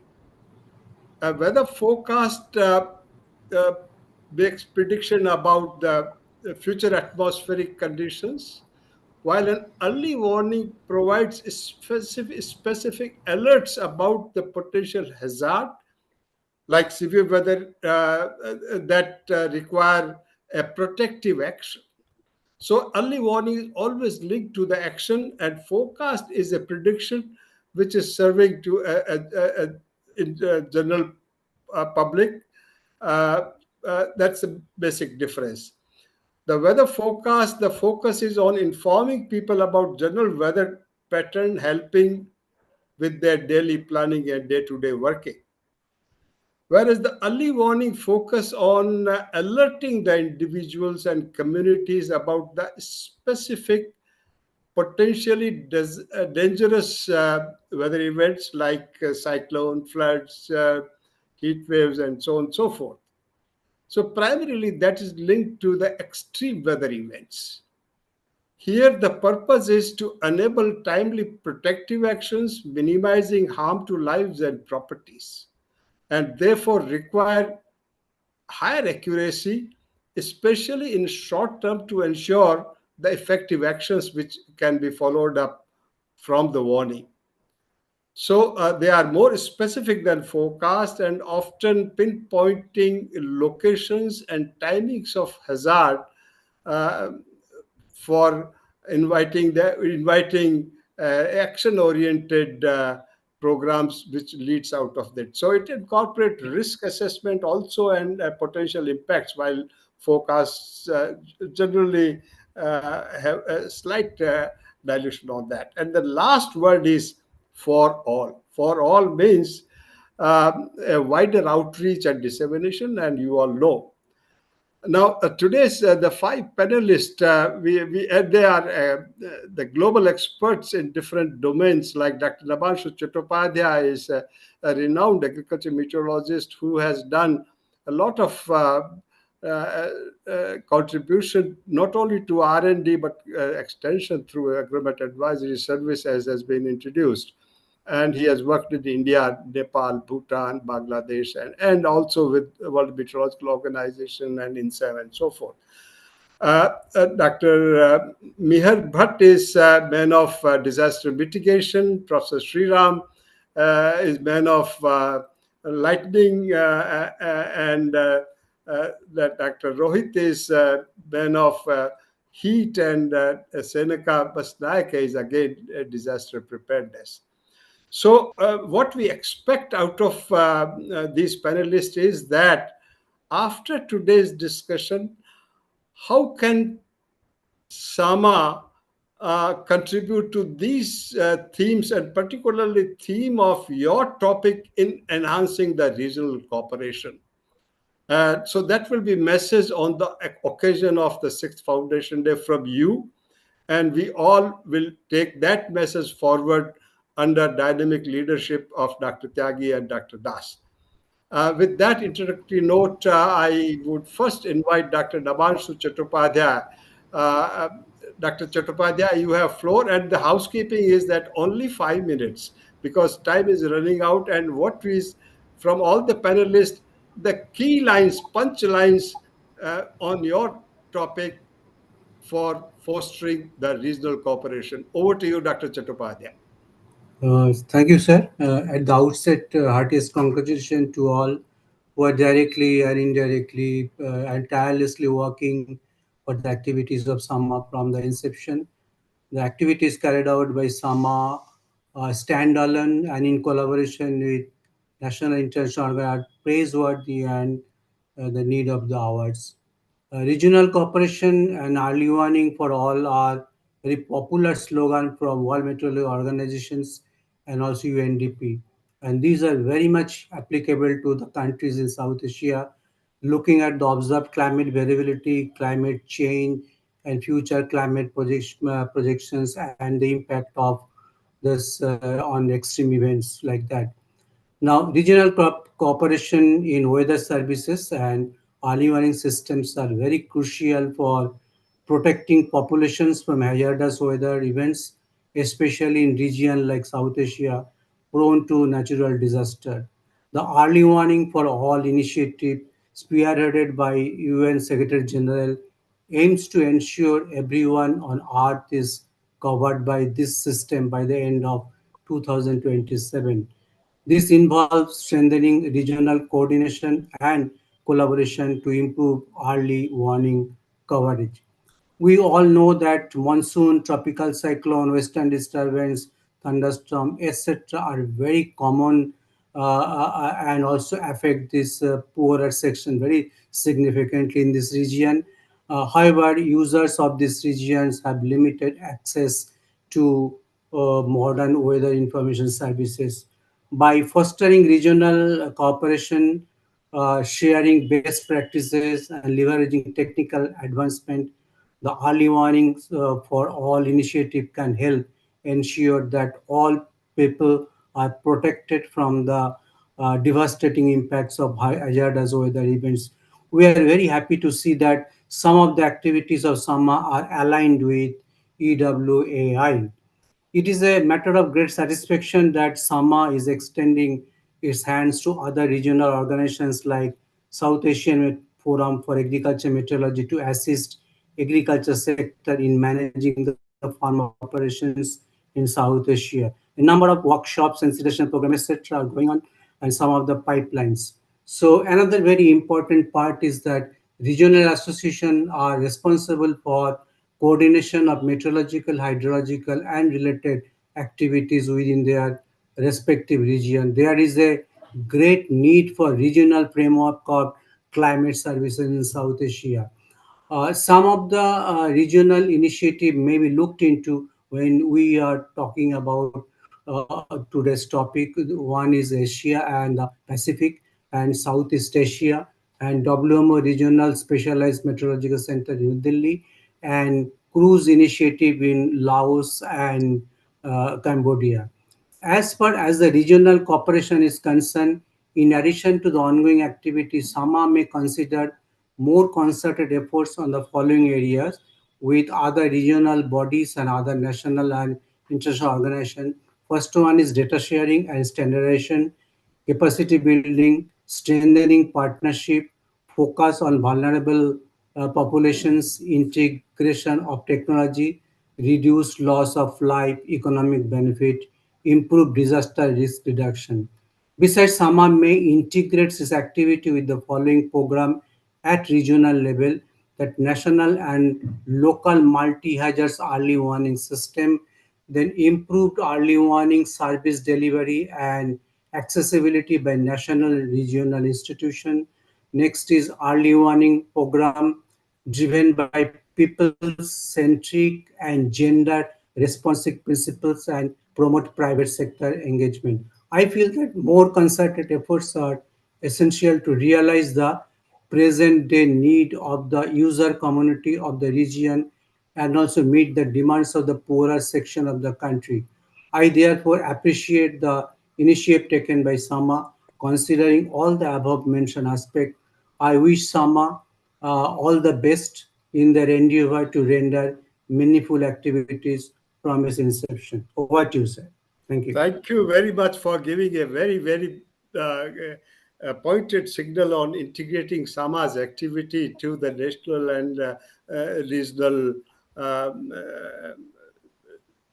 centers which are working, and also making efforts to provide people-centric and gender-sensitive services for all. Thank you very much. And with this, I invite our next panelist, Dr. Mihir R. Bhatt, who is Director of All India Disaster Mitigation Institute. Over to you, Dr. Bhatt. Thank you. Thank you so much. Can you hear me clearly? Yes, loud and clear. Excellent. So I'll be very pointed, sir, as you have suggested, and be very brief. Should there be any questions, you can always ask later on. So let me get on with this.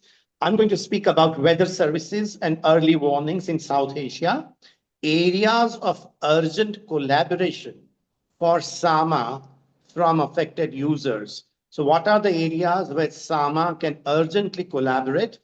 And the agenda is coming from the affected users of weather services and early warnings. And I'm drawing from 3 sources. I have done a quick review of various meteorological departments and agencies in the region. Second, I'm drawing from the March 25th World Meteorological Day related celebration under the theme of closing the early warning gap, extreme heat. And I'm also drawing from the material that we have created on June 25th, 150 years of IMD, Frontiers for Early Warning. So these are the 3 sources I'm drawing from to suggest 3 areas right now, 3 areas that I think are eminently important for SAMA to take forward and urgently important to collaborate. The first area is localization from forecast to frontline action. Early warning only works when people receive it, understand it, and act on it in anticipation. This means local languages, visual formats, and trusted messengers to start with. This could be added further, but this means this. In Ahmedabad, for example, AIDMI supported thousands of small businesses, homeless people, and transport workers, users of meteorological early warning, as well as weather services, to alert them into WhatsApp-ready visual messages. This localization enhances both reach and response and reduces, importantly, we have a study to show the loss of health and working days by these three groups. We found this in 2025 summer, which has just passed. So early warning system and weather services actually reduces loss of income and loss of health. And we can prove it now if it is needed. We all know it happens, but in case it is needed. So one area is localization from forecast to frontline action.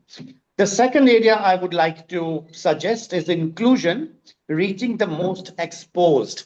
So obviously all the meteorological department and all their weather services early warnings are for all, but some within that all are more important than others for the time being. Our data shows that over 70% of small businesses, for example, transportation workers, for example, and homeless, for example, in Indian cities lack direct access to warnings as well as weather services, especially those they are migrants, minorities, casual laborers, and others. So this may be true for other cities in South Asia as well. So second point I want to make is that we make the early warning systems and the weather services reach the most exposed. We call impact-based warnings that combine meteorological data with social vulnerability and mapping, something Mahapatraji also has mentioned, SCAP has also mentioned already, such as heat alerts aligned with slum density of hydration access. This makes early warning not only technical, which it must be, but humane and just. And this exposure by vulnerable population is now increasing due to multiple disasters, co-locations, and accelerating cascading risk that we face. So that's the second point. And third, the last point for action I would like to add is global innovations under South Asia leadership. I see no reason why South Asia Meteorological Department should not be offering global leadership even more actively than they have done so far, because they have the science on their side, they have the institutional structures on their side, and they also have the users, largest number of users on their side. So South Asia already collaborates with various agencies that we have talked about for tsunami alerts, for example. But we now need a South Asia heat action platform led by SAMA under its membership. It can do three things, for example, build a regional repository of innovations. Two, it can launch open access weather data hubs. And three, it can share tested local solutions for not only meteorological scientists, but also school teachers, also for those who are affected by such extreme events. So these are the three areas I would like to suggest as part of the roadmap for SAMA for urgent and early collaboration.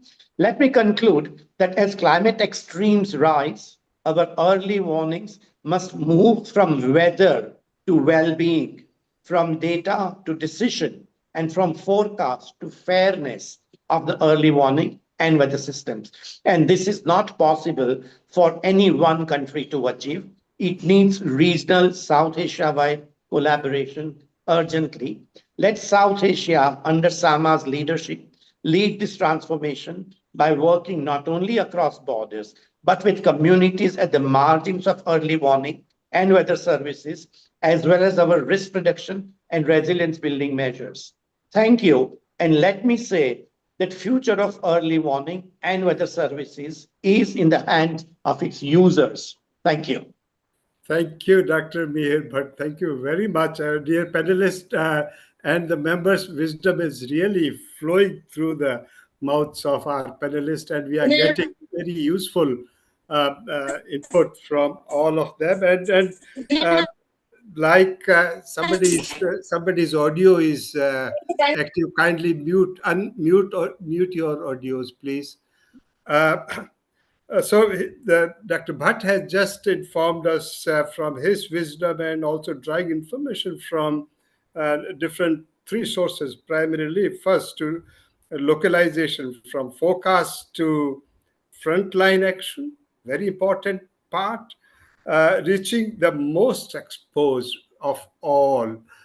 Reaching all is a good goal, but priority be given to most exposed. And third is global innovative leadership, which South Asian countries should now eye upon with active collaboration of SAMA, because we are the knowledge pool and we can serve better when there is any cross-boundary issue like meteorology, hydrology, and climatology. Thank you very much once again, Dr. Bhatt. And now I touch upon Dr. Sriram Sharma, who is president of South Asian Lightning Network. Dr. Sharma, you have the platform. Over to you.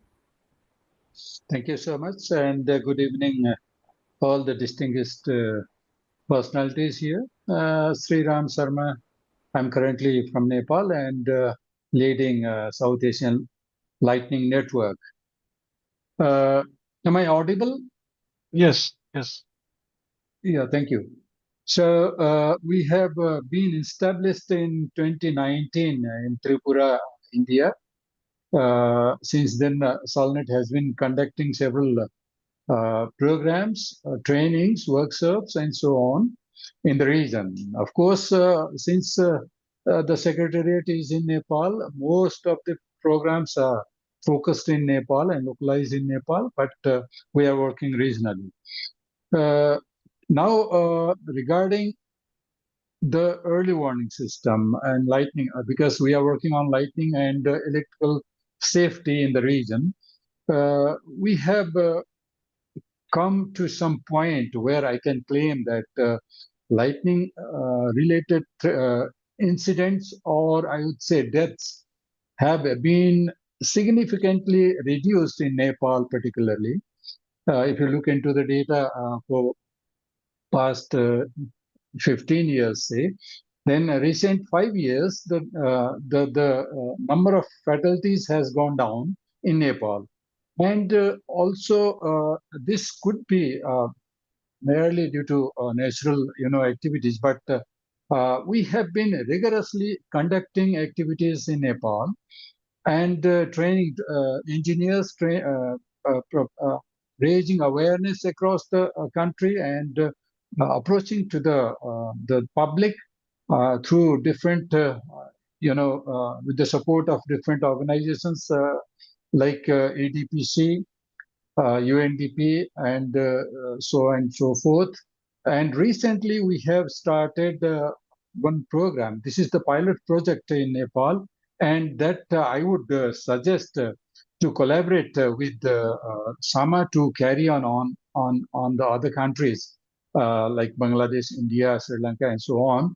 As this pilot project, we have installed lightning or thunderstorm early warning system that is in the compliance of IEC 62793. This is a standard that is being set by IEC.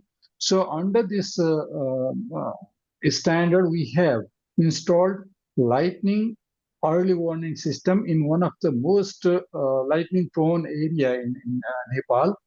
But although it covers only 16 kilometers in radius, so local municipal will be made, early warning system, given early warning system, alerts and so on. But it's so far it has become quite successful in performance. And this is the first kind of early warning system that we have installed in this region.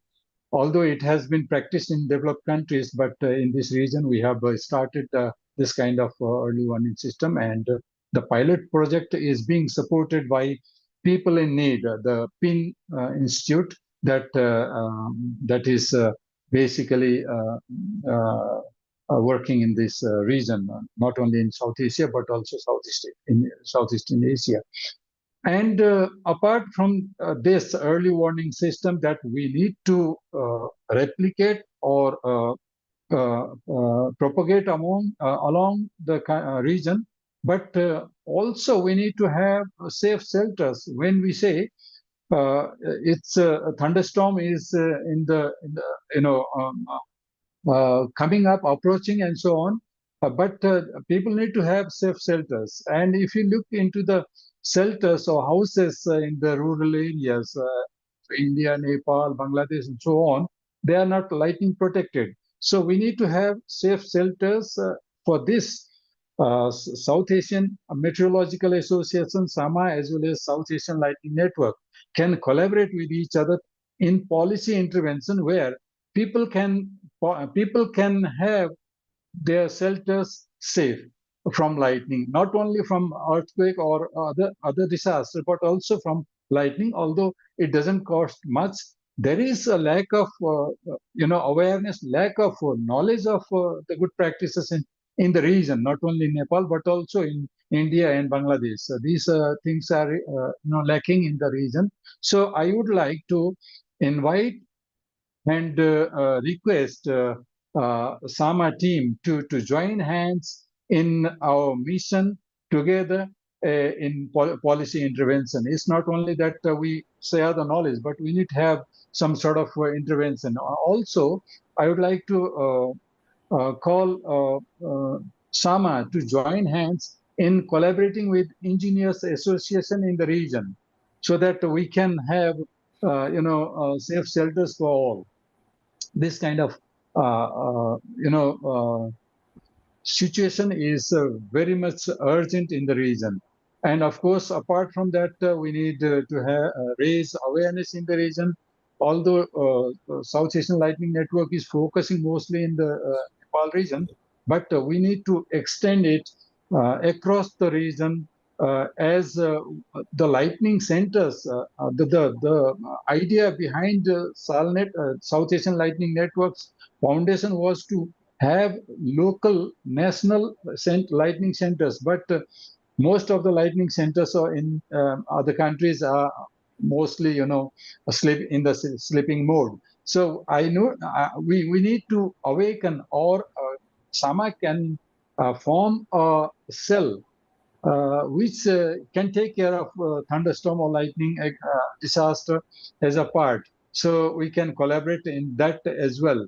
So this is what I can see from my part, or from the part of South Asian Lightning Network. And I wish all the good luck and best wishes for the success of SAMA's mission in the days to come. It's over to you. Thank you, Dr. Sriram. Thank you very much, and for offering a very active collaboration between SALNet and SAMA for taking the lightning forewarning system forward, and also suggesting a very good point on possible collaboration with Engineers Association working in the region. And both the points are very valid. We'll take note of that, and we'll foster both the aspects along with your very active cooperation. Thank you very much once again. And before I invite our next panelist, Rohit Magotra, who is Deputy Director at IRADE, South Asia Heat and Heat Information Network, I would make some housekeeping announcement that after the end of this panelist remarks, we will have a 10 minutes or 10 minutes discussion. And in that, I will invite questions, comments, or guidance from the present members. And for that, I would urge upon all the present members to keep your question or comment in the chat box. I will be taking only those questions or comments which are enlisted in the chat box. So otherwise it will become little unmanageable unless it is very essential. We will invite, and if time permits, of course, both the things. So kindly be active in writing questions and comments in your chat boxes. With that, I invite Rohit, Dr. Rohit, you have the floor. Thank you, sir. I think this is such a cherished moment to see the sixth foundation year of SAMA. And we as a SAHIN, South Asia Heat Health Information Network, has been actively collaborating with SAMA on several occasions on workshops related to heat early warning systems, extending heat action plans in the region. So we have done a lot together, and we intend to do a lot more in the future. So coming back to the important points which we need to take further as a part of our vision together, I would suggest that one important area which we need to really put our focus on is capacity building. So we have a lot to learn from each other. I think India not only provides some of the best leadership in early warning systems across the globe, but there are a lot of experiences we also learn from our fellow countries, be it Myanmar, be it Sri Lanka, Pakistan, or Bangladesh. So we need to really enhance these partnerships between the countries and taking the learnings together. So each country comes with its own best practices, which we really need to bring together within SAMA, and publish the best practices and share it not only within the region but also with the global audience. So I think this is very important that we actually learn from each other and project it as a collective knowledge ownership for the region. The second important thing is when it comes to regional cooperation, what we are not very best in doing is to show a collective face, whether during our global negotiations at COP, or whether when we are talking to different international agencies for the much required funding, both in research and innovation, and investments in the region to strengthen our early warning systems and also enabling early warning for all. So we really need to come together and have a collective voice, and thereby I definitely urge SAMA that we should take up the issue of the regional investments for enhancing the disaster risk reduction and especially early warnings for all in the region. So we need to put together our regional voices, and SAMA can actively contribute as a regional voice for South Asia. So the third point which I want to bring is that we as a region, or we know that disaster know new borders, and that is where a lot of these governance mechanisms and the protocols for sharing the early warning are very important. We suffer flooding both between several countries where India, Bangladesh are affected, where Nepal and India affected, where Nepal, India, Bangladesh are affected. So a lot of these governance protocols which we should be aware, not in terms of only the policymaker and the administrators, but we should strengthen these knowledge networks to the civil society and also to the citizens. So I think that would really do a very good uh, capacity and also understanding within the region for what are our what are the shared protocols and the governance mechanisms. So the last which I want to highlight is that when we are looking at SAMA being actively contributing to the agenda on meteorological services, the best way to go forward is to drive the evidence-based policy making, and that is something I think the meteorological department all across the region have done it so beautifully. Whether we look at the heat action plans, where the meteorological department are the key drivers of the heat action plan. Without the early warning mechanisms which are set by the meteorological departments, no plan can actually work. So thereby, we also need to further our enhanced understanding and collective learning in improving our early warning systems across the region, sir. So I think these are very few points which I could build in a short period of time. But looking forward and close association with SAHIN and SAMA, We look forward to co-create some capacity building courses where we can support the region in developing heat action plans, where we could actually document the best practices in early warning systems. And also, how do we enhance the science and society relationship much stronger through workshops, webinars, and also uh, active documentation of what is being done in the region. So I'll stop here, sir. Thank you. Thank you, Rohit. Thank you very much, and particularly for offering close collaboration between Sahin and Sama in the area of mitigating the heat stress and related aspects, and also bringing out very important 4 points. First is interdisciplinary and multi-country, multi-institutional capacity building mechanism, and also becoming a collective face and voice in global policy orientation, and also sharing information in the backdrop of global protocol to enhance the understanding of the shared protocols, particularly in the context of extreme weather events. And fourth one was evidence-based policy making, strengthening evidence-based policy making processes by active participation of institutions like Sahin and Sama. Thank you very much once again for illustrating very good points. And with that, I invite our last panelist, who is also a warehouse of wisdom, Dr. Seneca Basnaike, who is currently the Director Climate Resilience ADPC Bangkok. Seneca, you have the floor. Thank you. Thank you very much, Dr. Rathore. Good evening. At the outset, am I audible? Yes. Yeah, thanks.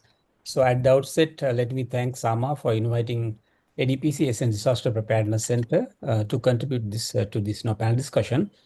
And let me, Dr. Rathore, you did mention at the very beginning, you narrated very nicely, like, a few words: regional cooperation, weather and climate services, early warning, and info all. So if you really analyze all these, we can understand, like, for what we are doing, ultimate objective is to save life and property. So let me, going to that point directly. That's actually a disaster risk reduction, where I'm also coming from an organization which we have been, like, working in the region like 4 decades, covering Asia and the Pacific. And then again, DRR for that, actually, here the main topic which our fellow panelists discuss about early warning. So early warning for all, early warning word actually we have been using, or we have been hearing, like more than 2 or 3 decades now. So we do have global frameworks, the Sendai framework for disaster reduction from 2015. Along with that, there are a couple of, like, other, what do you call the global, what do you call the frameworks, Sendai framework, SDGs. So if you consider this Sendai framework, target G is, like, access and availability of early warning system for people who are at risks. So it is, like, very much highlighted. After that, very much other global frameworks also align, even the, like, SDG, if you see that now, number 13, climate action. So now, very recent, not recent, like in 2022, Secretary General, as our previous speakers also mentioned, that, all early warning for all groundbreaking initiative launched. It is very much important, and they are targeting, like, 30 countries initially. Some of the countries from South Asia, 3 countries in particular, Maldives, Nepal, and Bangladesh, which is a good sign.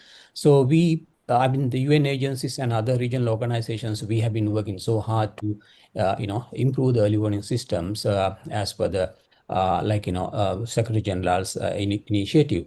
So Asian Disaster Preparedness Center, we have been working in the region.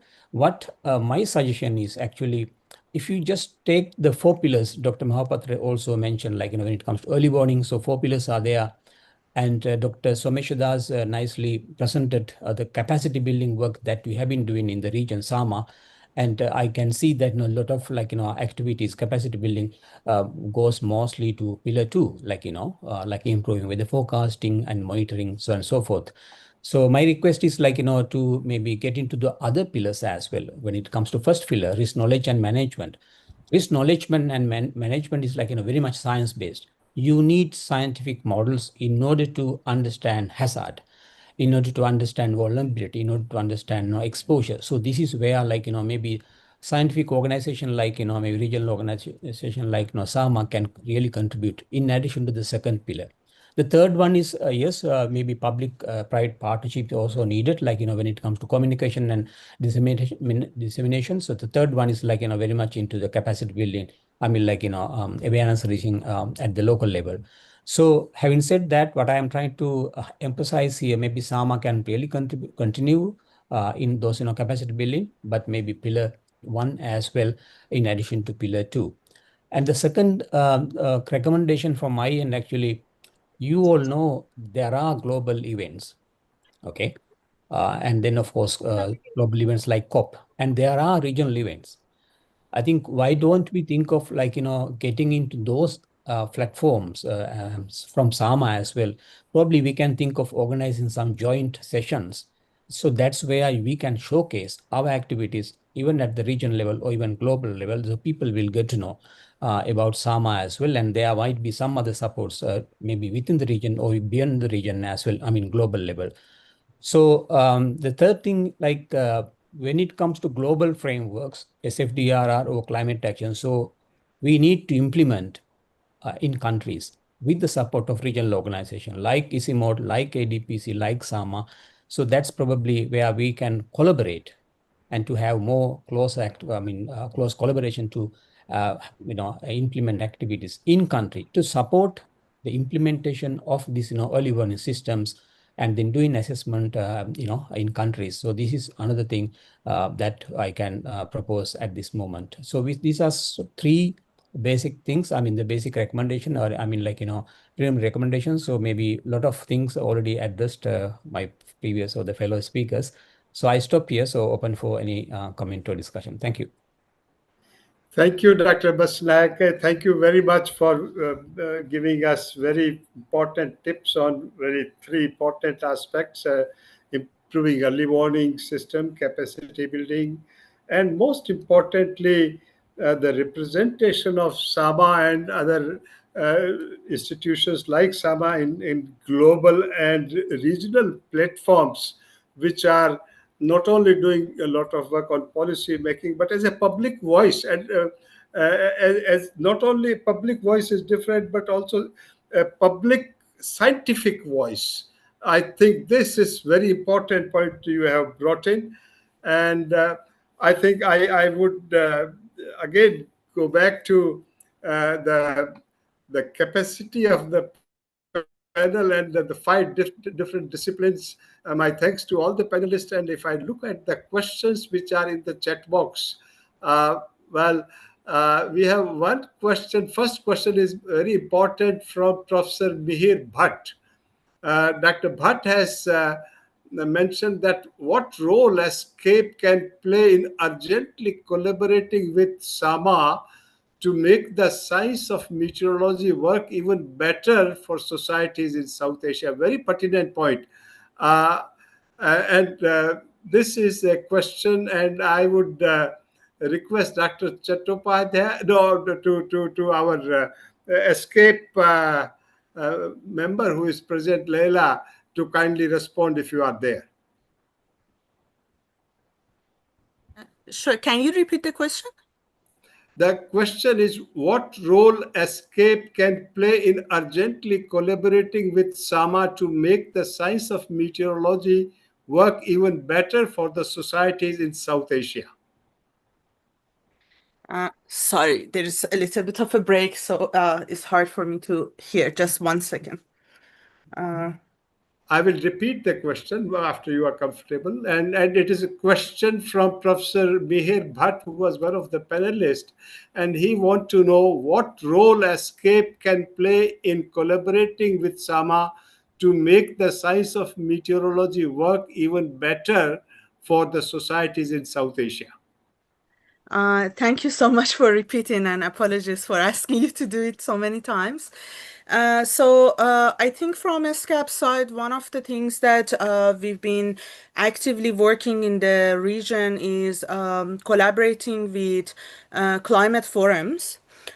different climate forums like SASCOF, like the Panel of Tropical Cyclone and others, to work with the agencies, meteorological agencies, to take the forecast and turn it into impact-based forecasting.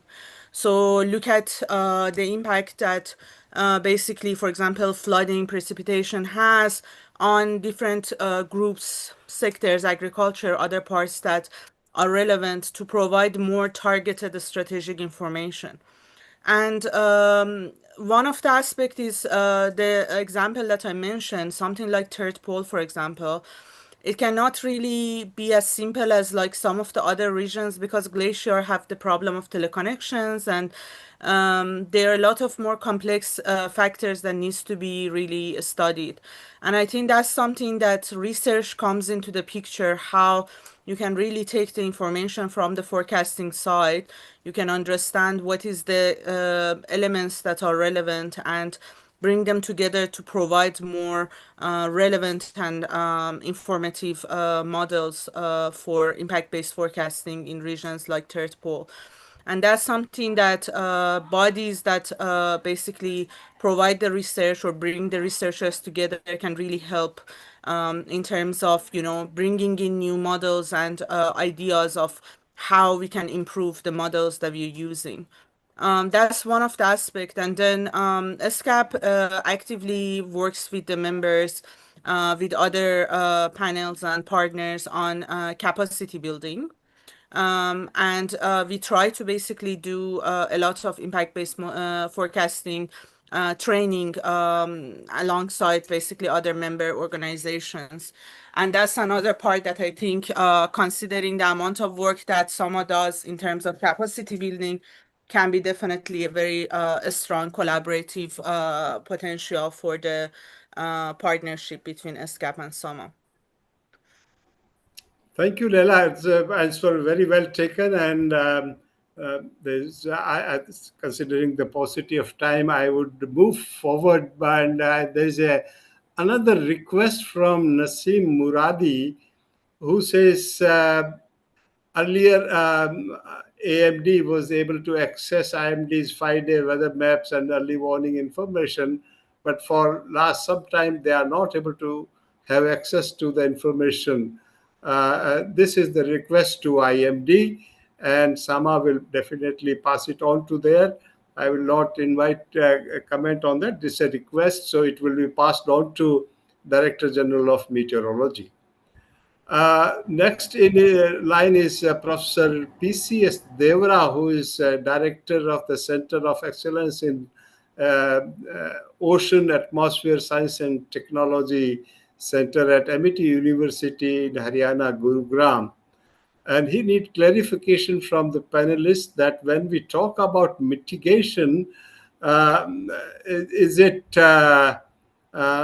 physical nature or like drought risk reduction through climate services, or are we contributing mitigation through changing any science behind the phenomena or mechanism by keeping the cost benefit ratio in mind?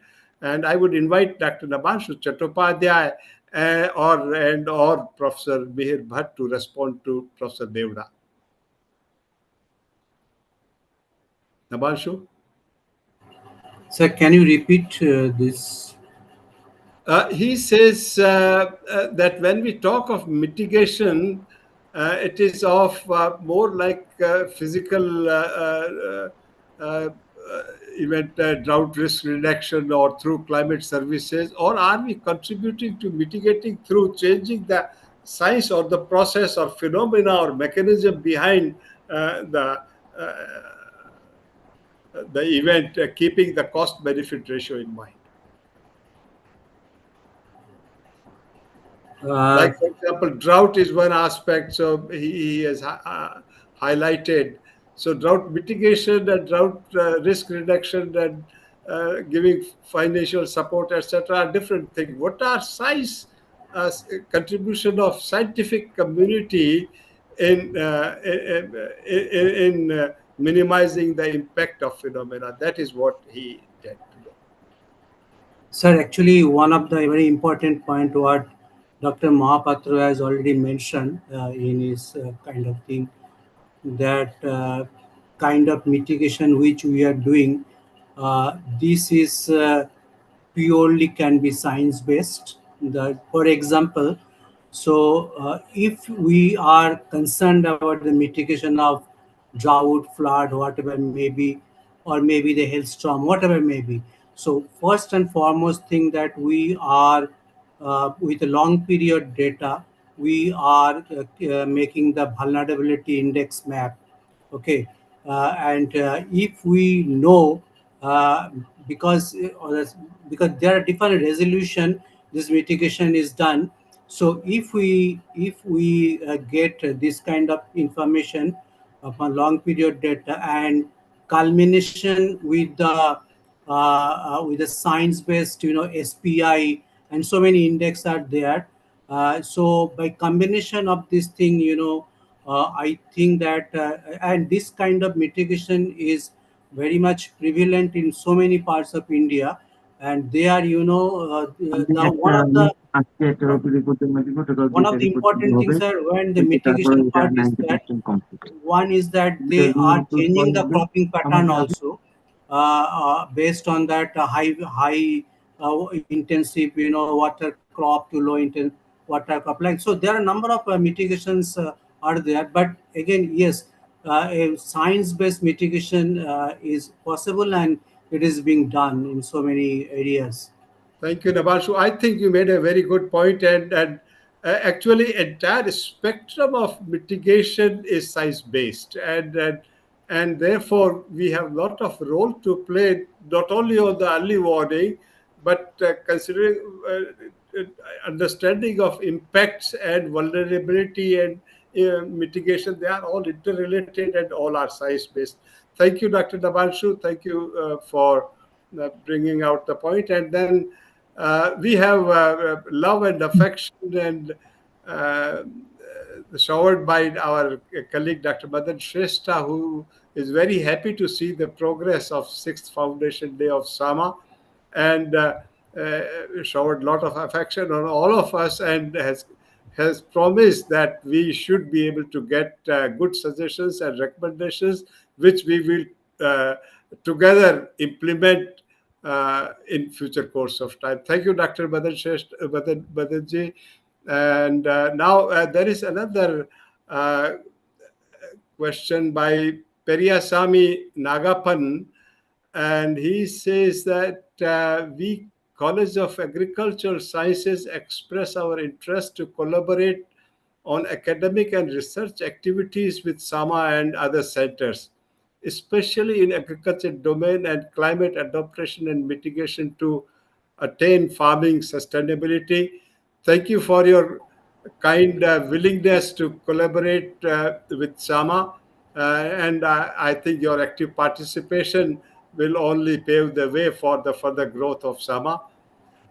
Next is Sri Abhya Singha, and who says that Dr. Sharma, what steps must be taken to increase the awareness about lightning hazards among general public?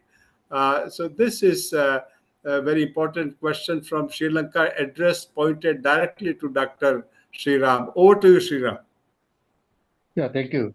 Thank you, Mr. Kitsri, for the question. Particularly when I talk about what steps we took in Nepal, is getting the printing material for the school children, particularly introducing the lightning hazards and safety tips in a school curricula, and also we took a lot of help from the media, electronic or paper media, to promote this campaign of lightning safety awareness across the country. And also we raised the awareness through engineering community. That was what we did in Nepal, and I hope that kind of practice would help even in Sri Lanka to raise awareness among the public. Media is the very strong tool that you can raise awareness in the public. Thank you very much. And I think, though there must be a lot of questions brooding, but for the limitation of time, we have to put an end to our session. I once again thanks all the panelists for giving us very, very useful information and tips for to guide us taking summer activities further, and all the esteemed members who are having a very patient and hearing to all of us. Thank you.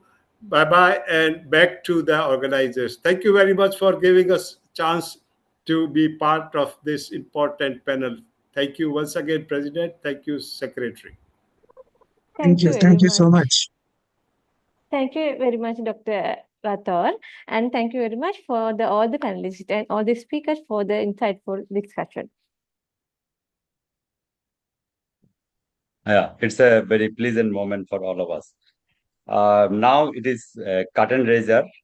This is called YURS. YURS mean Young Researcher Colloquium of SAMA.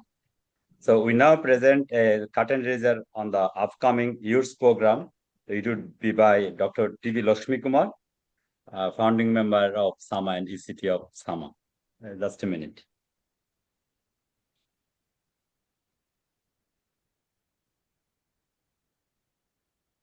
Lakshmi ji, please.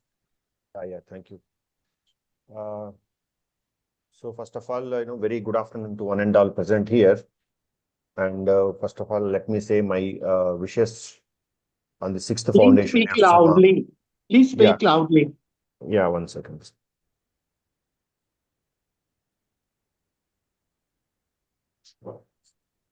Yeah, my best wishes to the each and every one of SAMA on its 6th foundation day.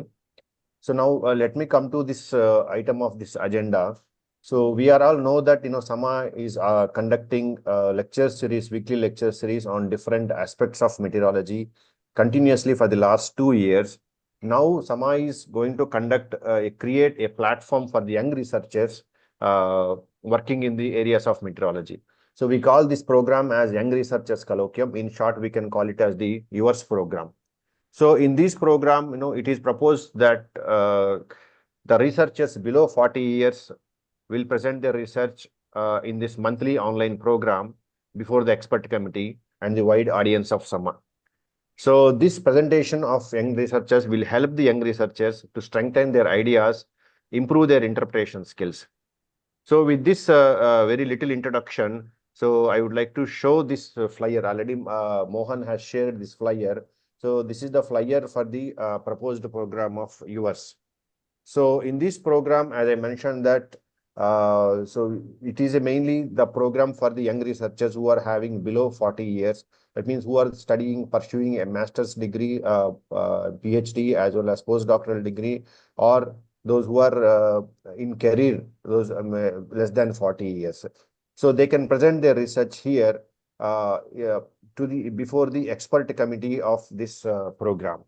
So the main advantage of this program is, youngsters can present their research and then showcase their research at international audience and interact with the experts and audience and sharpen their ideas, strengthen their methodology, and improve this interpretation.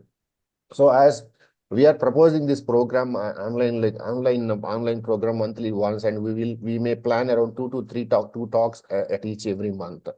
And as I mentioned, it is mainly guided by the you can say expert committee. Mohan, can I share my presentation?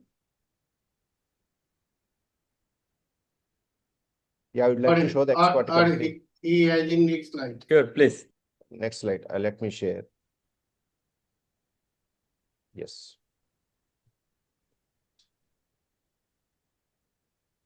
Yeah. So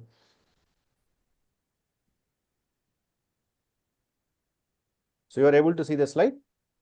Yes, yes. Yeah, this is the proposed expert committee for this US program. But better go for the full screen here. Yeah, it is full screen. So this is the proposed members of the advisory committee of the US program. So we have got experts from all South Asian, most of the South Asian countries who are eminent in their subjects in the fields of meteorology.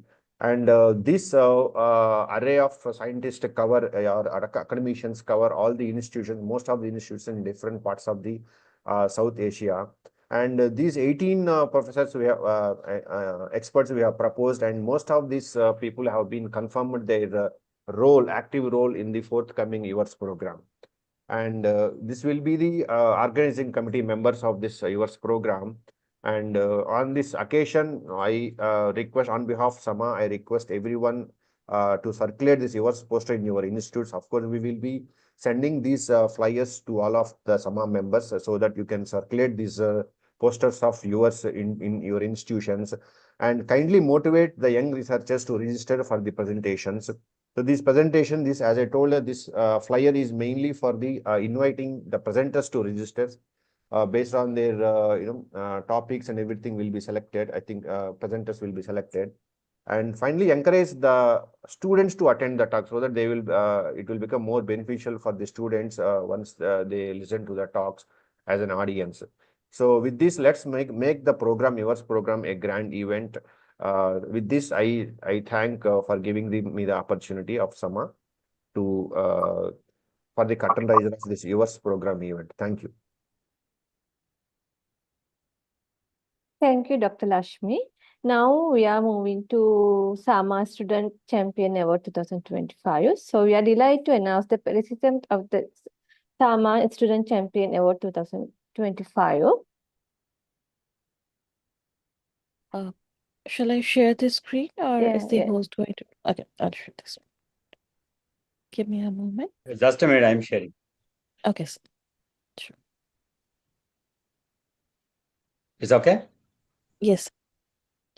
So today I would like to congratulate all the SAMA student champions, and it gives me an immense pleasure to actually announce the awards for 2024 and 2025. The student champions are Miss Janatul Fardos Jerin from Bangladesh, and she is from the University of Dhaka. And the second winner is Muhammad Fahimul Islam from University of Dhaka, Bangladesh. Miss Tanuja Kango from Central University of Rajasthan, India. And finally, Miss Pramila Balami from Tribhuvan University, Nepal. And these are awards are given to the student champions because they have actively been participating and helping organize all the student SAMA capacity building activities behind the scenes, and all their contributions are the cornerstones for the SAMA initiatives that we have right now. So I'm really grateful for all the student participants, and I wish you all the best. Thank you so much.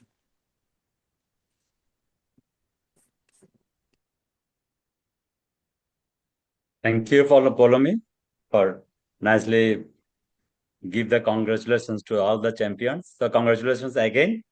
So we're almost at the end of our program. So it is time for to reflect the concluding remarks.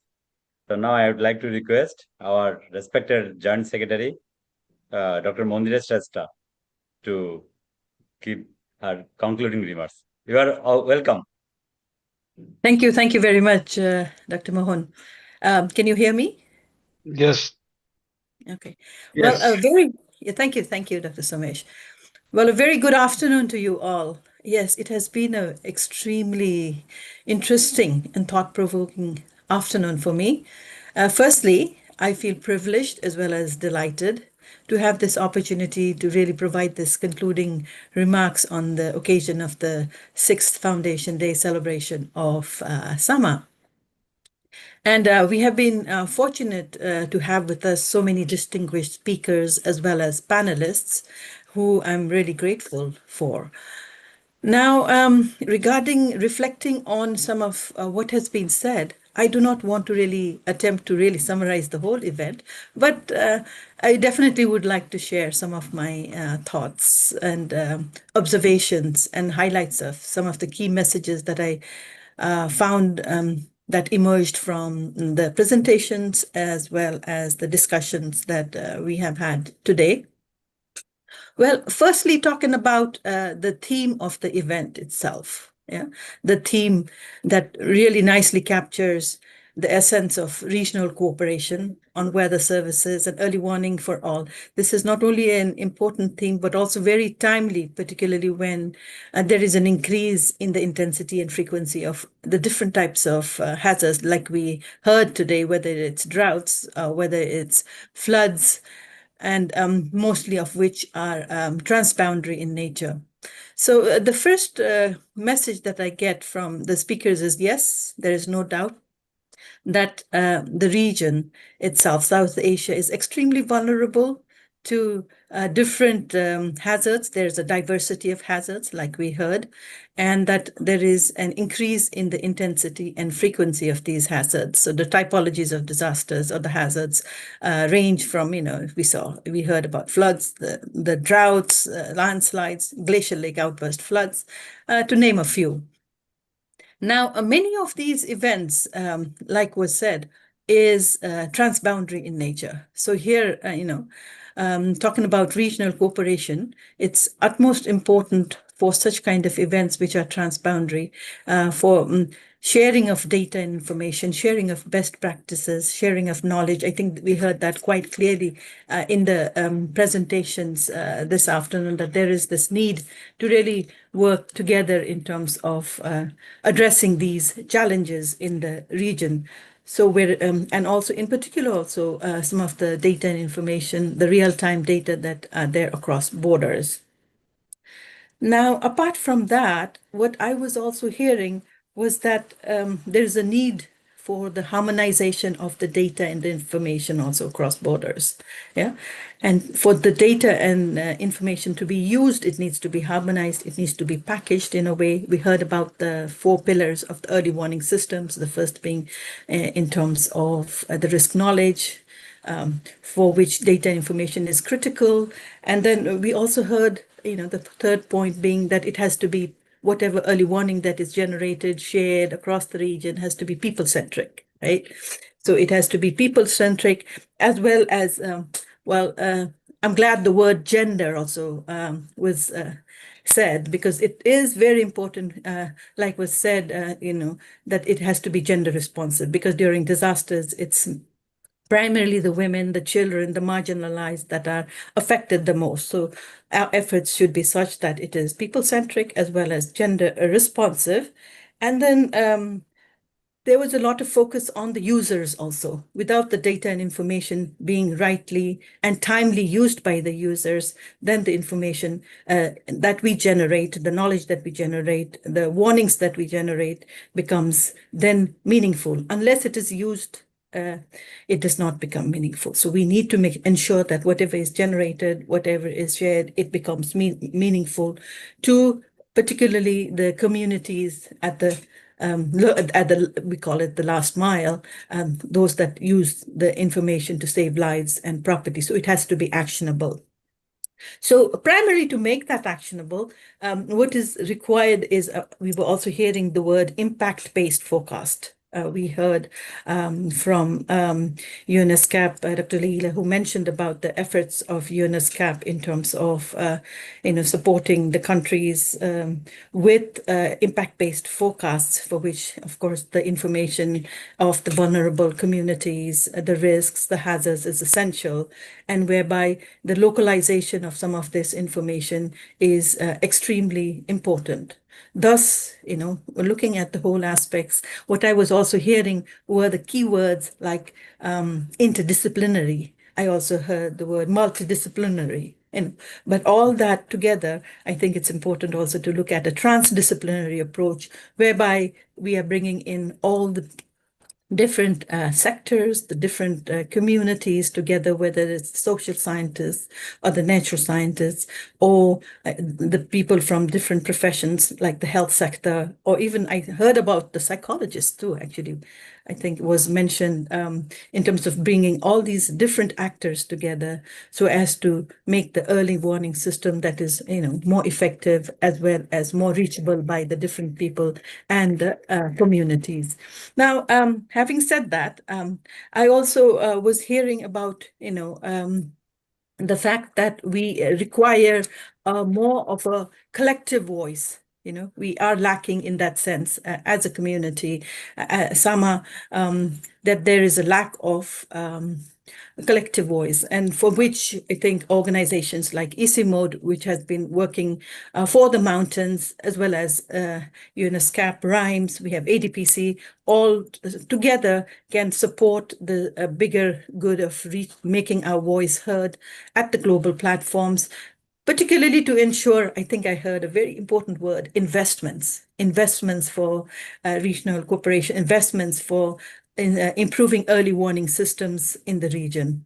So having said that, all this definitely would require a lot of partnerships. I think that was also one of the keywords that was mentioned, partnerships across different organizations, partnerships at different levels in order to ensure that whatever knowledge is generated, whatever best practices is generated, is shared and also made meaningful to all the different users and the communities who need the information the most. I mean, I think since the theme of the discussion today was on early warning systems, there was a lot of emphasis in terms of bringing the information such that the information is accessible, as well as understandable, as well as actionable by the people and the communities. So which different types of interventions are needed, including improving governance protocols, making data and information more decision-driven, and then bringing different countries together, like ISIMOD has done for early warning systems at different levels. It's also done at the community level as well as at the regional level. And so bringing all these different organizations together can support SAMA in terms of addressing these challenges that we have. And I think it was very nicely put forth in terms of the next actions that is required for improving the collaboration that we have in the region in terms of having an interdisciplinary approach, providing a collective voice, and then also shifting towards making our information, making our knowledge more evidence-based for policy making. So this is extremely important. And I think I've said enough, but I'd like to thank all the the panelists, the presenters, for such an engaging afternoon. And I'm really glad that I have been part of this, and also as part of being the Joint Secretary of SAMA, I'm really delighted that we have celebrated our 6th anniversary in a very nice way of bringing all these experts together and also sharing the best practices. So I'd like to thank you all and have a good afternoon. Thank you very much. Over to you.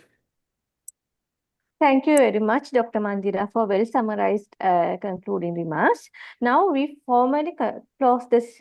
Now to formally close the sessions, we now invite Dr. Madan Segal, the ECT member and Associate Professor, Tuban University, Nepal, for the vote of thanks. The floor over Dr. Madan. Thank you, Chatuska. I am audible? Yes. On behalf of SAMA, it is my privilege to extend our heartfelt gratitude to everyone who has contributed to making our 6th Foundation Day celebration grand success. First and foremost, I would like to thank our chief guest, Dr. Yam Mahapatra, DG IMD and 3rd Vice President of World Meteorological Organization. Your enlightening elucidation on weather services and current meteorological challenges has been incredibly insightful. A special thanks to our guest of honor, Professor Deepak Aryal, Vice Chancellor of Tribhuvan University and founding member of SAMA. Your address on regional collaboration was truly compelling and providing valuable perspectives. Special thanks to our special guest, Dr. Pema Gamso, DG of CMOD, and Dr. Leila Sarlapur Gazari.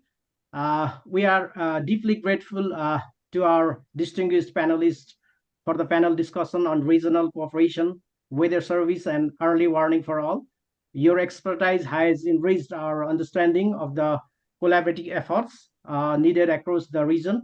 We extend special thanks to Dr. Navangsu Chattopadhyay, Dr. Mihir Bhatta, Professor Sriram Sharma, Dr. Rohit Magotra, Dr. Seneca Vasanaike.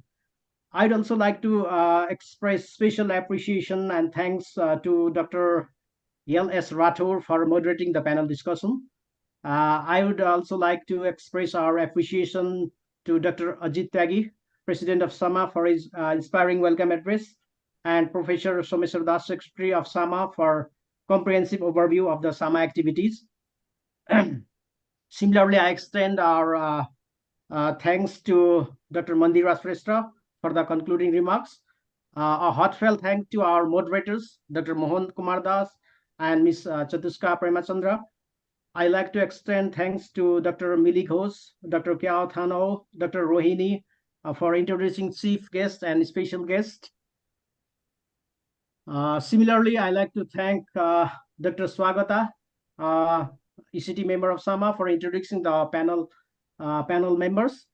I also like to thank Dr. Lakshmi Kumar for introducing the new Colloquium, yours, which SAMA has initiated from today.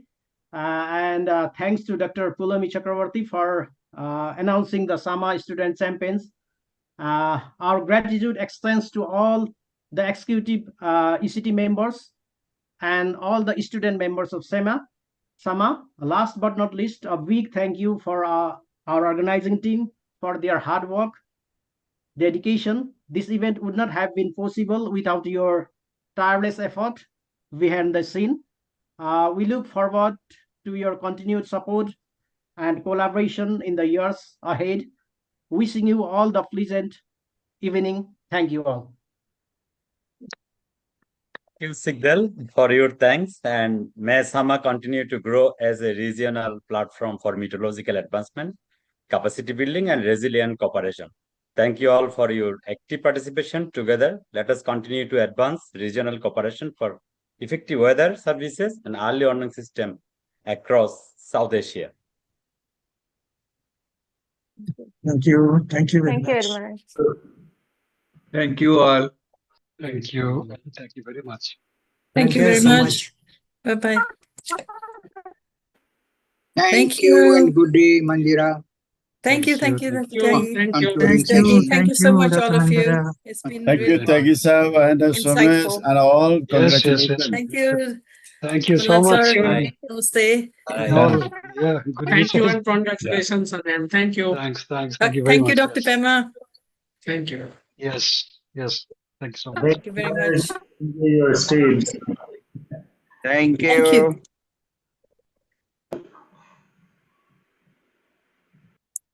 Thank you. Thank you, Dr. Mandira. Thank you. Thank you very much. Thank you. Thank you. So this is one of the meeting which is sustaining around 3 hours, and still Yes. more than 50% people were present, because usually we see around starting 200, and then after 40 minutes maybe it is 40 or 50. But this time I noticed that it was 66 on peak, and even close to finishing it was more than 40. So